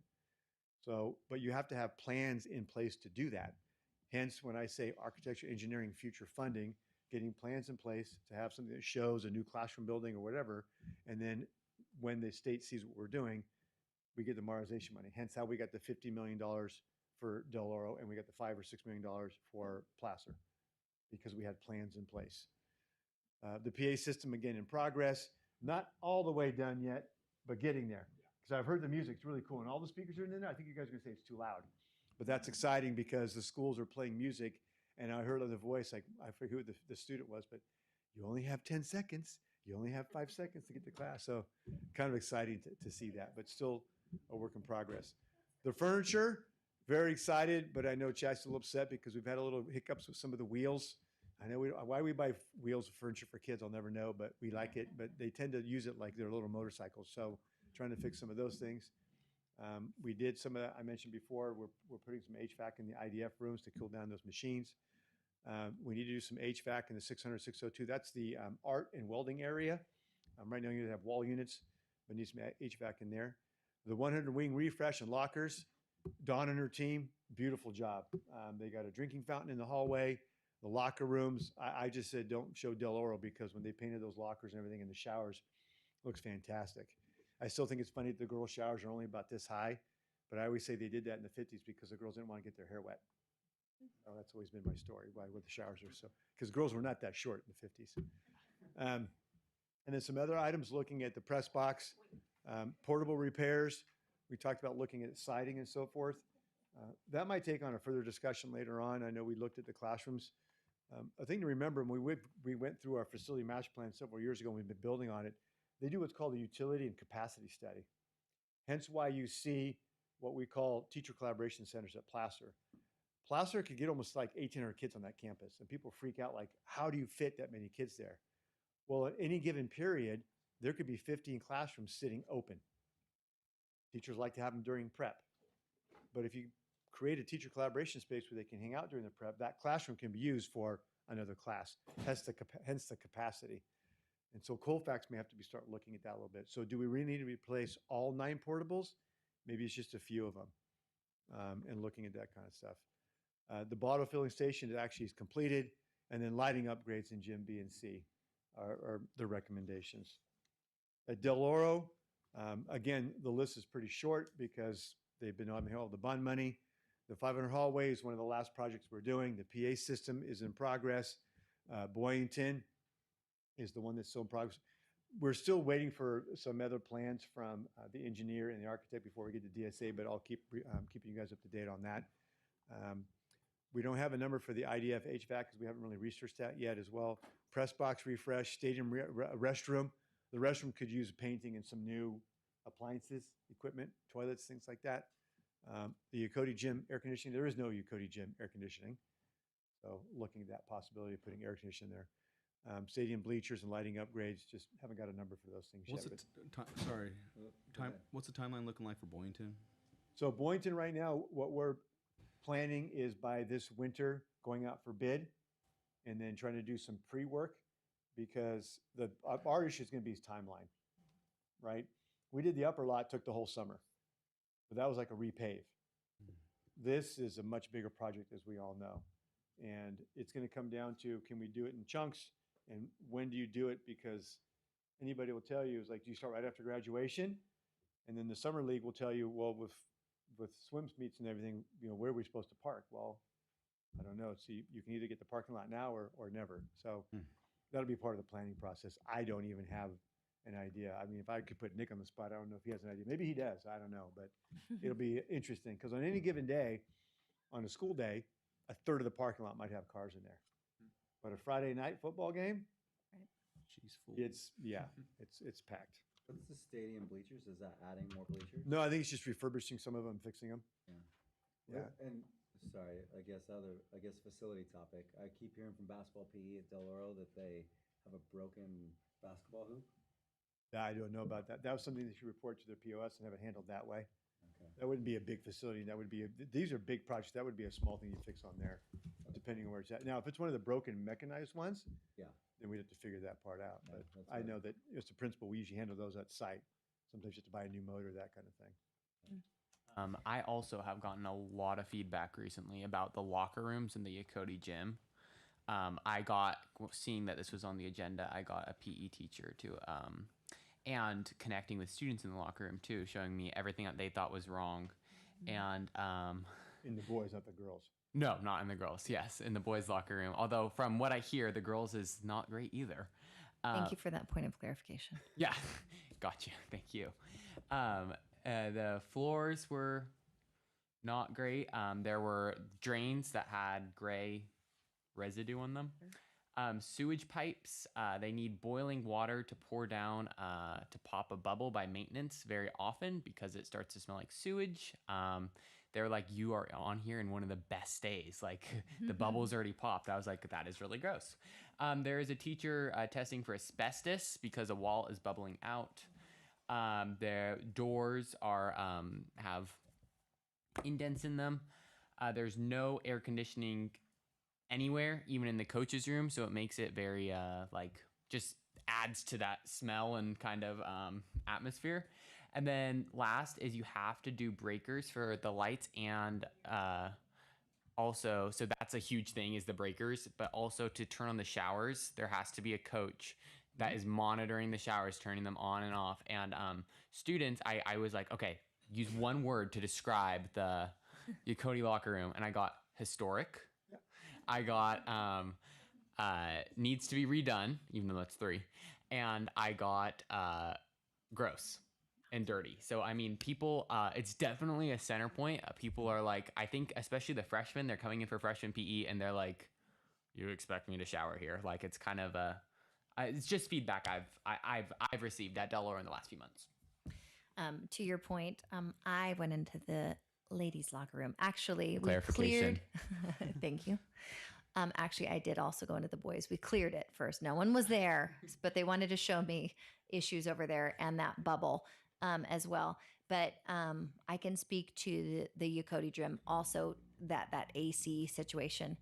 It was a hot day when I visited Del Oro on a hot Friday afternoon. And whoo, I felt like I was in hot yoga. It was something special. They're cutting weight in that room, I tell you. I have a husband who's a wrestling coach. They're cutting weight. It's brutal. So if there's a way to, and I think just the fans that were in there were also broken. I know there's not like an AC, but it's a ventilation system. The ventilation system is also not working. So anyway, that's a concern of mine. And to your point, yes, there's always work to do. There's always work to do. Well, hence the list, because the small stuff that you mentioned, Yeah. that's handled usually at the sites, and I can go on about how we're shorthanded right now and people out on workers' comp and so forth, but that doesn't matter. It's just excuses. But there's always something going on, and you have to remember you have a gym that was built in '59, hasn't really been upgraded since then. The staff, Dustin Fee, hats off to him and Nick and his team, and painting the gym looks fantastic. It's amazing. But I've been in that weight room, and it's abused and misused by people who go in there. And they may not like me saying that, but principal 9 years, yeah, I've seen when that's happened by people who go in there, kids get in there. You've got 1,650 kids at that school, and people think, why is it getting damaged? Well, I don't know about you, but if a toilet's flushed 100 times a day, it's going to break. especially when they're flushing it with their foot or whatever else they're doing. And, I could go back to when we first built those 3 new buildings, and right away there's vandalism. And it was very frustrating. And so, but that's a whole nother side. I agree with President Spade too with the AC. I know the girls volleyball team started playing games in there, and maybe if they're training in the hot gym, like they have a little leg up on the other team. But I definitely don't think that anybody is comfortable, especially during games. Training at Mile High. Carry on. Well, just a little sarcasm. In a couple weeks, no one will recognize it because it'll be nice and cool. Just real quick, Madam President, per board bylaw, the student board members can be excused at 9 o'clock. So I just wanted to throw that out there. Yep, thank you. Is it 9 now, Superintendent O'Malley? It is. So, gentlemen, you are welcome to leave if you would like. If you'd like to stay, you are more than welcome to do so. But next slide, we got Forest Hill right here. You saw we resodded the field, PA system in progress, generator in progress. We recommend a resurfacing of the track, still researching the IDF, but the press box and some visitors bleachers, they don't have visitors bleachers. We're not looking at installing something more of a purchase where you just put it on like a pad of gravel so people have a place to sit. If you ever notice the press box, I don't know how we're going to do this, but they didn't put it on the 50-yard line. It's off-centered. And so, and it can be moved, so it's just a matter of looking into that. But there's only so much you can do in a stadium before you want to get a DSA. So we want to do the work you can do that would not incur DSA. It was mentioned earlier about adding bleachers. You add bleachers, like not installing, but like if you bring in the ones I'm thinking of where they just put down on a pad, you're fine. But if you're looking at creating and constructing them, then DSA is going to come in and want to find out about path of travel and that kind of stuff. So there's limitations on that and would cost more money. The other thing about Forest Hill, just to add in there, that would be on there now would scoreboards. So looking at that. At Placer, again, a lot of the lists taken care of. The 400 wing, all the new classrooms and offices that MITRE's using. The HVAC is nearly complete. The PA system working out bugs but complete. Looking at getting the IDF HVAC completed in there. The gym floor, talked about that earlier, complete. The ag classroom portable needs a little love and getting that room up to speed. Painting we put on there, but still looking at that might be done by some of our people, but then also looking to contract that out. Looking at providing some more money to Confluence to get some paint. We did some more painting, but windows and blinds, and then some classroom furniture. I know I've been working with Jamie on that, and we'll probably still keep talking about that. Rich, there you go. while you're on that side, Peter, I don't know if all the board is aware of one of the issues that happened with the Earl Crab gym floor. Could you explain the painting situation? You mean in terms of when they messed up the volleyball court thing? Yeah. Yeah, they measured it wrong. So in terms of, you talk about historic, if you go watch a game for volleyball, you'll notice that the volleyball court's not centered with the basketball court because where the stanchions go in, they couldn't put the hole in that location because the beam that holds up the floor is there. So it's off-centered a little bit. And the guy knew that, and he had to come back and fix it because when he measured from the center, so the one side was too short. And so he came back, and if you go look, you can notice it. But I think overall, I talked to Mike Sabins in the school; they're still pretty happy with it. Do you think it's going to have to be redone, or are we going to just accept it? And if we are accepting it, are they decreasing our cost for their mess up? Well, they came in and fixed the mess up for free. Did they fully fix it? Yeah. I mean, if you go back, you can see a little bit of where the staining is, but they fully fixed it. They came in, took this, restriped it, and made it so it. They did fix it. Oh yeah. Okay. They fixed it for free. Okay. Oh, he caught his mistake. Okay. Well, when he found out about it, he's like, "Oh my god," because he realized he had forgotten. So, is there anything else? Is that about it, Jamie? I think they right. Yeah. The district campus in here, we're looking at some cameras, obviously. Not looking at the superb cameras, but something a little bit lower scale. We mentioned that before. The LMAC needs a PA system as well, so looking at throwing a little bit more money there. They do have it, maybe not as robust as other schools, but they still need it there for safety reasons. Yeah. The roof, we call it the annex, used to be the old MIDU area. That roof needs to be redone. HVAC needs a little bit. We're taking care of that in separate ways. Gutter siding and Connex pad.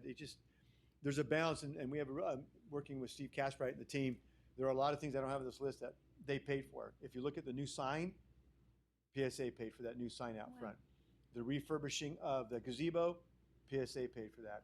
So there's a balance between what they pay for and what the district pays for in terms of our facility overall. We're looking at remodernizing or renovating the inside of the annex room, creating some walls. PSA is paying for that. So it's only fair that we balance out what the district pays for and what Stephen and PSA is paying for. So that being said, the last just recommendations of where to put some money. You know, we have some money coming from the state of almost $1 million. You go, well, I'm sorry, $441,000 and $6.4 million, of which we have to match 4.8. So you saw my earlier recommendation that of that 12 million we have, we reserve 4.5 for that and another, you know, 1 million for architecture, which gives us a match. We end up spending almost $11.5 million for just, and that's without a bond. I don't know how much we can get done, but that would be us, you know, engaging with our architect, and then seeing where the plans go with that. Again, Fund 40 balance about 11.3, some Fund 25 money after we pay off the track, and some Boyington about 1.6 for a total about just under $13 million. So with that, just looking at some feedback or some ideas. Any like, you forgot this or? No, I'm definitely in favor of using and moving ahead with Colfax. Their needs are so great. There's so many issues, and we've heard it from constituents. We've heard it from students and staff. Yeah, so. These are funds that have to be used for facility. Yeah, Yes. cannot be, yeah. Or anything else. Now, I will tell you, and I got to confirm with Sue when we're doing this, or if she has done it, over time, we put money into Fund 40 from the general fund a long time ago. That money could be brought back out. But the money that came from, say, the modernization reimbursement cannot be given to the general fund. But since there's money we put in over time from the general fund, we could take some of that back. Kind of things we're looking at to help with the deficit spending that we're going through. Is there any discussion about possibly widening the exit at Boyington to add a little culvert there so that we could have possibly 3 coming in off of Boyington? You mean the entrance itself? The entrance itself. We could look at that when we start doing the drawings. Widen it, have 2 to 3 exit lanes, 1 entrance lane, just for game days and stuff. Because yeah, the architect will look at that. I just want to make sure that it fits with the whole traffic pattern, right? Because you have 2 exits and they both go the one way on a 1-lane street. No, you'd have to modify the exit, widen the exit road, add another lane, an automatic right turn lane, an automatic left turn lane. So you're talking about the turn lane on Boynton itself, or just out of the parking lot? Because we're not paving the streets out there. No, but maybe we can work something out with, yeah, the city. Yeah. Because exiting events is horrendous. So. Actually, well, if you just wait, we have a city councilman in the house listening to your comment. Do some cleanup. The other thing we were chatting about is, you know, the dirt field. We want to avoid the, you know, what was the DSA, you mean? DSA. Yeah. Well, they're still involved with. We were talking about possibly doing on where that dirt hillside where all the kids are throwing up dust during games. You mean with adjacent the as you come in the entrance to the left side? You mean that hill? No, at the field, at the football the hill field itself, that would be removed, or something would be done as we do the parking lot. I mean the 4-wheeling hill they go along driving all the time. No, like if you're standing on the field. The dirt field. Oh, that you're talking about. So not even the parking lot. Can we concrete that and just put some like not steps, but like you can call it. What would you call that? 2 foot by 3 foot concrete. I mean, we'll put if you put anything that like what you're talking about, DSA is going to come in, because when we were doing the parking lot, one of the things we found out from them is DSA required path of travel to the campus. They didn't require a bathroom, but they required path of travel to the campus. And so thankfully that road that's behind the baseball field is slanted enough where if you carve it out and just put a long slant, it will meet the regulations. If you start building a concrete thing like that, they're going to come in and say, okay, how does a handicapped person get here? You could say it's not for people. It's just for it's to cut down on well, dust. the dirt's not for people either, but they go there. I just tell you, the reason I get this way is because I was at Plaster. We have all those hills. I was at the football game. They played Del Oro. And my solution is anybody under the age of 13 is not allowed to go to a football game. Yeah, I can say that, and I'm not the principal. But, you know, when I look around and they're playing on this hill over here with the rocks, they're on top of the containers. And, like, how do you stop that? Because you go tell the parents, and like, well, I'm busy watching the game. Or they just drop them off. Yeah. And so I know we make jokes of it, but it comes down to, in the end, supervision type of thing. You know, I mean, you just tell people stay off the hill, and eventually they kind of get it. You put like a concrete thing out there, then the next thing the skateboarders are going to be up there on the off days, whatever it is. I mean, it's kind of funny. And if you tell some of the people who talk about it, they're like, "Oh, you can't take that away from the kids." And I'm just like, "Okay." I don't think you heard it, and I'm over here dying because Trustee Duncan's mic wasn't on. He goes, "Yeah, there's four Duncans on that hill." That's probably his kids on the hill. No, we've been, knock on wood, we've been very lucky with how we run things. And I know people don't want to, speaking again as a principal, it's amazing to me what we allow compared to what people get to, when they go like to an A's game or other kind of game. There's security, everything, you get thrown out immediately and there's no one to argue with. Here, they'll come to a board meeting and Mrs. Jackson was mean to my kid in the football. No, it doesn't matter what the kid was doing because parents don't do that anymore. The kid comes home, the teacher yelled at me. Well, what were you doing, Peter? Not, I got to call that teacher right now. So that's just old school Peter talking. I'm sorry. I'm old school. My kids hear it from me. I'll tell you that. Okay. Thank you so much. Thank you. Is there anything else you need from us? No, I appreciate the direction. I just want you to know where we're moving into. You'll start, obviously we bring things forward to get board approval and so forth. I put things in Friday Facts. If there's other things you forgot, please send, email to myself and Tom. He and I and Steve will be meeting every other Mondays to make sure we're maintaining this and that you guys are fully aware of what's going on because there's a lot, that we want to do, but there's not enough money to do all that kind of stuff. Right. But I do want to emphasize that Colfax it needs to be next in terms of big stuff somehow, somewhere. Yeah. Not just because Chastity's over here crying, but because it just needs to be taken care of. Peter, come back. There we go. Thank you, Peter. Thank you. Superintendent O'Malley, as we're going into 10.3, but real quick while we're still on the facilities, there have been ongoing conversations around maintenance and facilities in general. And sometimes those lower level things, they're difficult to hit, or we've talked about system situation or the lack of maintenance staff. I know that is an ongoing problem at Forest Hill right now. Could you just speak to that? I know that that's something that your team is working on. Just moving forward, making sure I think it's kind of it. the hate to use the term perfect storm per se, but yes, we do have a lot of people out. We've made some reductions due to budget, and so I do believe we are kind of understaffed, and that's going to have to get addressed. But obviously, then that's got to come from somewhere. Also, too, just in my opinion, there's just an inconsistency of process. So, we have this program called Facilitron where work orders can get submitted. It's being way underutilized. We need to tighten that up so we just need to be more efficient. And I think we can just, if we tighten that up, we can get more work out of our employees. It's just a matter of we kind of walk around and we see something, we take pictures and we send them via text to somebody, and there's no system. Whereas in my mind, we should know, our employees should show up every day knowing what their 8-hour work day looks like, because they have a stack of work orders and they've been prioritized by, our lead, and this is what you're going to do today.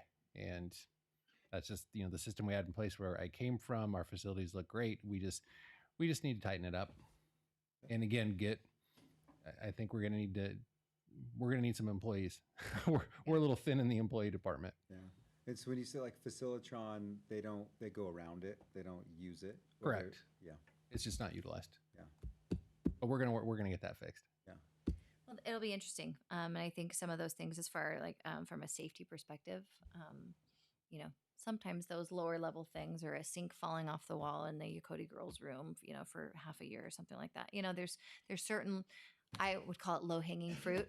If we can address some of those safety issues while we are trying to navigate the larger scale issues that, the problems are really more funding. I understand staffing is an issue as well, but yeah, I'd like to see improvement in that area. Yeah. And I think, as I think I mentioned to you, President Spade, that, I would estimate just on just deferred maintenance and preventative maintenance, we can very easily go through somewhere between $1 million and $1.5 million just to get us up to speed. Yeah. Not even advancing, but just repairing things. We saw lots of different things in this report tonight regarding the facilities update. Do we need to consider that feedback as we're allocating some of these funds to just get to what I would call ground zero? Oh, absolutely. So, and I'm sorry there, Peter, but I would say, we've got this $1 million coming in from the property sale, and we've got some other things that may come in. I would say that money's already gone. Okay. If we want to address these things, which on behalf of our kids, we should. Yeah. It's that whole broken window philosophy. If we don't maintain the facilities, then the kids are like, oh, they don't care, and I'm gonna, whatever, rip this doorknob off because nobody cares. And we need to tighten them up. We need to pay attention to them. So yeah, it's going to cost some money, but that should save us money in the long run. Yeah. You let the problem fester, it just gets worse and it gets more expensive for us. Yeah, so true. All right, 10.3, this is our PUHSD Strategic Plan 2025. Board, it is in your folder as well if you want to rest your eyes from the screen. So yes, just, kind of a review. When we met back in July, that we synthesized this all into one document and just trying to get it going, basically. I had a wonderful day with Principal Zerwas and his leadership team, and we just started looking at math data. And so I think we're pretty close to kind of determining that growth metric for math that's going to, not be just horrible to aggregate, but also something that has value and is effective that we can actually glean information from and make us better. Awesome. So you look at, as I'm looking at this, we're going to advance math, we're going to expand CT and dual enrollment, we're going to improve student engagement and enrich participation, which means we're going to offer more things, and the big number 3, which is budget efficiency and cost reductions, and how it's going to be fun. We're going to get after it, and we're going to do the best we can for kids and make some reductions and still offer an amazing program. So I'm thinking it's going to be pretty easy, and we're just going to bang this thing out. Love your enthusiasm. Positive outlook there. Any questions on this board? Obviously we worked on this with our team during that workshop. I just want to make sure that you guys it's reflecting the conversation that we had. I believe it's Dr. Caminetti, you prepared this, correct? You synthesized for us? Yep. Yeah. Thank you. I feel like you did a great job of hitting your targets. And I do think, like I had mentioned at the previous meeting, with having forward-facing materials, this has not been a practice in our district, or if it was, please correct me. The strategic goal and plan was like an internal working document that no one ever saw. So if you weren't a staff member, you didn't know what we were working on outside of our LCAP. So I thank you guys for preparing this so that the community kind of knows where we're dialing it in for accountability purposes and transparency purposes. All right. Thank you so much. Okay. We're going to go ahead, unless you guys have comment or feedback on that, we're going to go ahead and move to item 11. This is our public comment. This is the opportunity for public comments to be received by the board. This is a time for the members of our public to address the board regarding items that are not on our agenda this evening. Completing your blue public participation form is preferred but not mandatory. This form can be obtained at the meeting. And I think we've got some more up there. In the interest of conducting our public meeting in a timely manner, thank you very much. Do you want to? In the interest of conducting our meeting in a timely manner, individual speakers will be allowed 3 minutes per our bylaws to address the board, with no more than 20 minutes per topic. This is a comment period only. The law of California Education Code section 35145.5 does not allow the Board of Trustees to take action or have discussions, I'll add that, on any item not explicitly posted on the agenda in advance. And I sincerely mean this, the board does value your public comment and wishes to convey that all the board members cannot take action on the items that are not on the agenda. We listen carefully and appreciate and value input from our public. Okay, we're good. Thank you, sir. All right. I'm going to see if there's anybody on here we haven't heard from. I think everybody but Alicia Watkins. Is she? Oh, she's gone. Okay, we're going to go ahead and move that to side. Mark Wright, you're up. Followed by... Well, you were there. You're just supposed to be number 1 tonight, my friend. Go ahead and move that to the side there. Followed by Ed Coons, Nicole Young, and then Wendy Bill. You ready? I'm ready. Okay. Just want to say thank you guys for passing the resolution. And also, one good thing about the resolution is it brought a lot of people out to hear all these great reports you guys. You guys did a great job on reports. I think this year is the best reports I've ever seen from the student staff. So very good job, you guys. And the other thing I wanted to talk about that was brought up in another report was use of AI. I use AI in my own job. I'm a programmer by trade. I use it to write code, and it works great most of the time.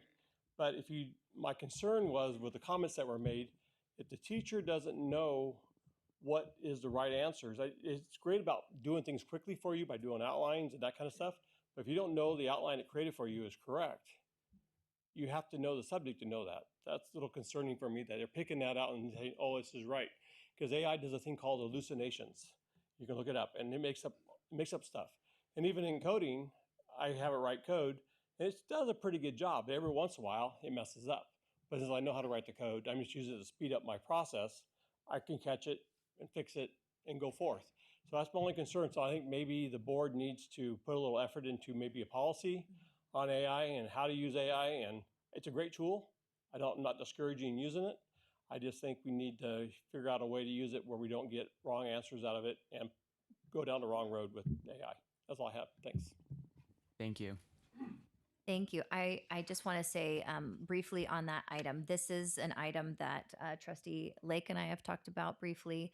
CSBA also put together an AI task force that gathered information for well over a year, and they have a policy, which is not ours, which is not a required policy, but we're talking a lot about AI right now and academic integrity. We have a policy for that, but not specifically for AI.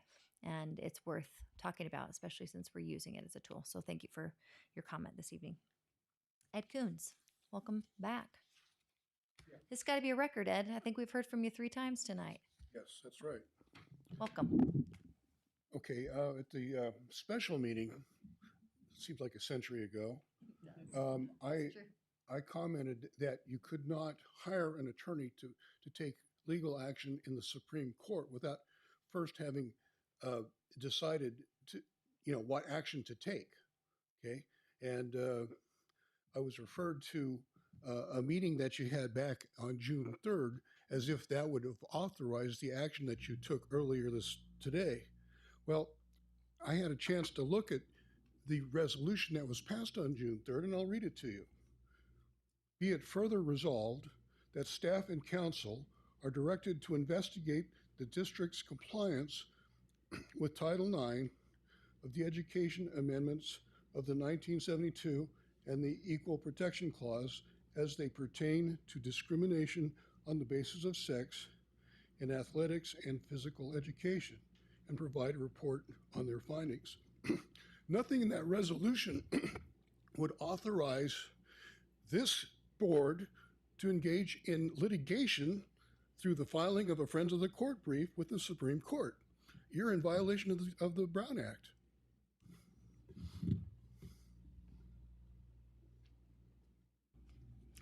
I'm going to heartily object to that statement. We are in compliance with the law, and this has been vetted through legal. Thank you very much.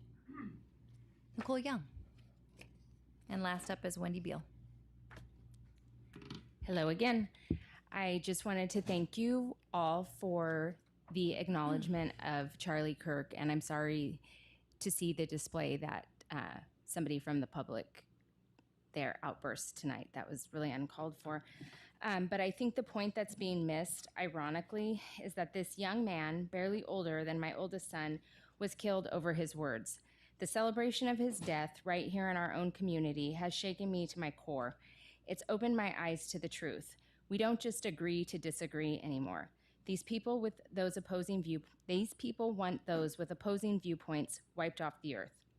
Charlie Kirk has always been a rage magnet because he represented something those in opposition couldn't process. Not just something they didn't have an answer for, but something they didn't even have the framework to understand.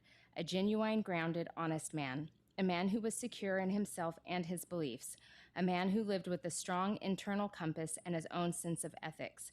He didn't use hate speech. He used speech they hated. Big difference. People whose identities are tied to doctrine and dogma can't comprehend that kind of person. They don't know what it means to have an internal identity. They assume, as they do, that everyone else is hollow inside, lacking structure, lacking a sense of self. And to pretend this isn't dangerous, to shrug it off, that's to ignore the precedence that's been set. The same people driving around with coexist stickers and shouting love wins are showing us they want the exact opposite. Free speech is supposed to be a fundamental right in this country. It should never be silenced or chilled. but the amount of hate, division, and religious bigotry I see hurled at people who simply believe differently, it terrifies me for the future of this nation. In just 20 years, we went from equal rights for all to bake me a cake, bigot, to say something I don't like and you deserve death. If we can't admit that our kids need to see the First Amendment lived out by those in authority, we are walking down a very dark road. Disagree with me? Fine, that's your right, but you don't get to shut down the discussion. I'll leave you with my favorite quote from one of the greatest women of all time, Blessed Mother Teresa of Calcutta. If we have no peace, it is because we have forgotten that we belong to each other. Thank you. Thank you.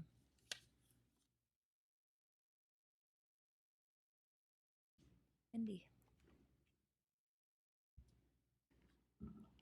Good evening, Board. Thank you for allowing me to speak again. Tonight I want to speak about courage, the kind of courage that doesn't come from ourselves, but comes from Christ alone. Courage that is anchored in His Word, His promises, and His truth. I want to begin by thanking Trustee Spade for her courage in standing boldly for truth.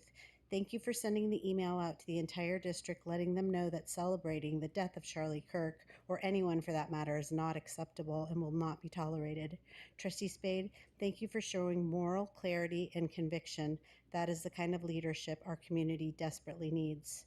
Charlie was more than a conservative voice. He was a Christ follower, a mentor, and now a martyr. He gave his life standing for biblical truth and for the future of our children. His legacy is not one of compromise, but of courage. My own children were blessed to be a part of Turning Point clubs on their college campuses, where Charlie's influence encouraged them to live boldly, to speak truth without fear, and to keep Christ at the center of their lives. His courage continues to shape an entire generation of young people. But we also must recognize the growing hostility in our own community.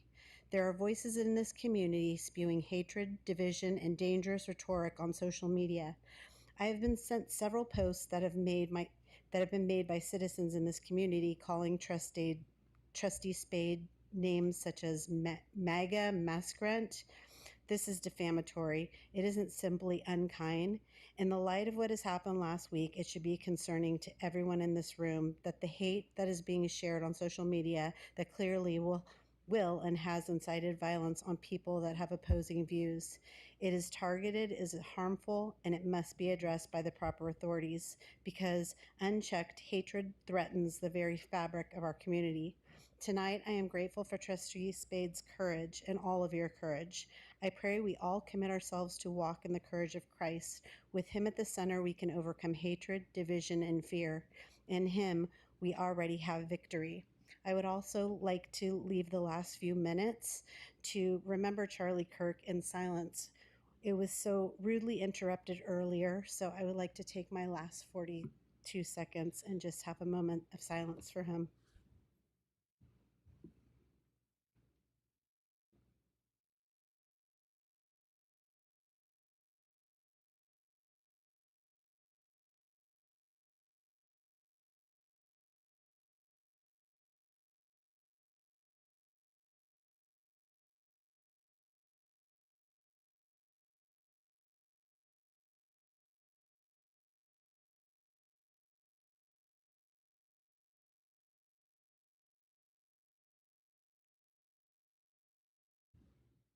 Thank you, and may the courage of Christ strengthen us all. Thank you. All right.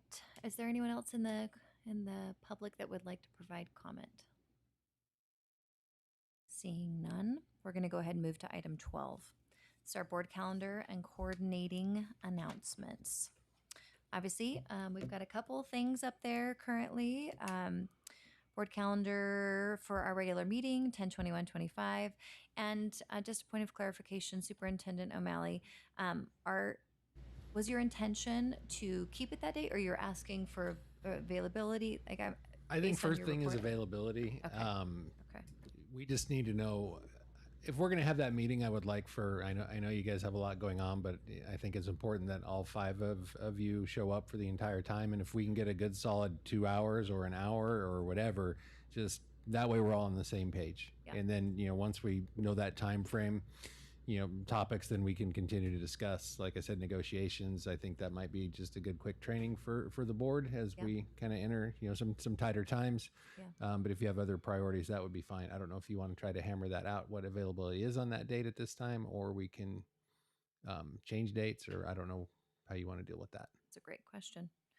Can we hold it after 1 p.m.? Yes. We can hold it whenever y'all would like. That afternoon would work on the 28th. How are you guys? Are your guys' calendars looking? Let me look here. I think I'll be in Florida. On the 28th. Okay, so the 28th is not in the running. Straight out of the gate. Would you like to send a doodle poll with a few different dates and times? Yeah, let's do that. Let's do that because I think it might take a little bit of time to unpack our schedules. So let's do that. I'm happy to help create a doodle poll. You guys can. Oh no, we can doodle poll. Huh? We can doodle poll. We'll be fine. Thank you. I know. Before you got here, I did some doodle polls. I was doing it, so I'm totally happy to do it if you guys need an assist. All right. Any other events coming up that we want to acknowledge? I know that there's tons of events happening in our campuses. The Student Voice, trustees, just as a reminder, there's a violation of the Brown Act if more than two of us are hearing the same information at the same time. So if your intention is to attend a Student Voice at a site, we just need to make sure that we only have 2 at those sites. So if you could communicate where your intentions are going, CC the site admin and a message to Superintendent O'Malley. Let's just make sure we're following the rules. Okay. All right, y'all. Let's go ahead and move to item 13, adjournment. Do I have a motion? We need to go back into closed session. Just kidding. Oh, I forgot about that. Thank you. One more. We're going back. All right, y'all. Thank you for your night. Thank you for staying to the end. We appreciate you. We're going to recess back to closed.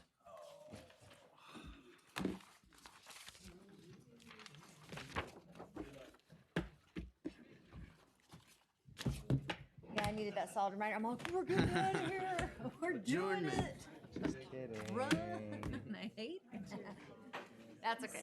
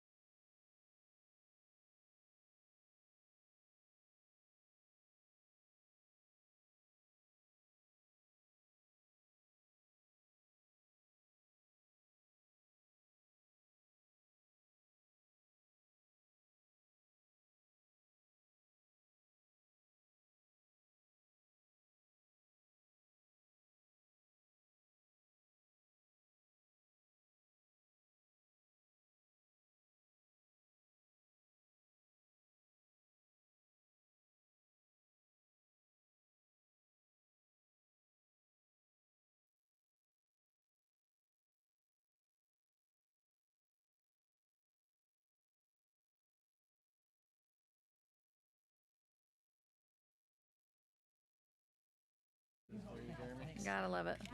You're welcome. Another stack. All right, what time is it, y'all? We're gonna Thank you. call this meeting back to order at 10:51 p.m. We covered the last two closed session items, 3.3, public employee employment discipline dismissal, release pursuant to Government Code Section 54957. The board discussed and there was no reportable action. 3.4, conference with labor negotiator pursuant to Government Code Section 54947.6. Also, no reportable action on that item. All right, with that, last, literally, but not least, item 13, meeting adjournment. Do I have a motion? Motion to adjourn. We have a motion by trustee Duncan and a second by trustee Jeffries. You're late to the party. All in favor say aye. Aye. Aye. All opposed? Motion carries 4-0. Trustee Underwood left before the second closed session, so he was not enclosed at all. Thank you.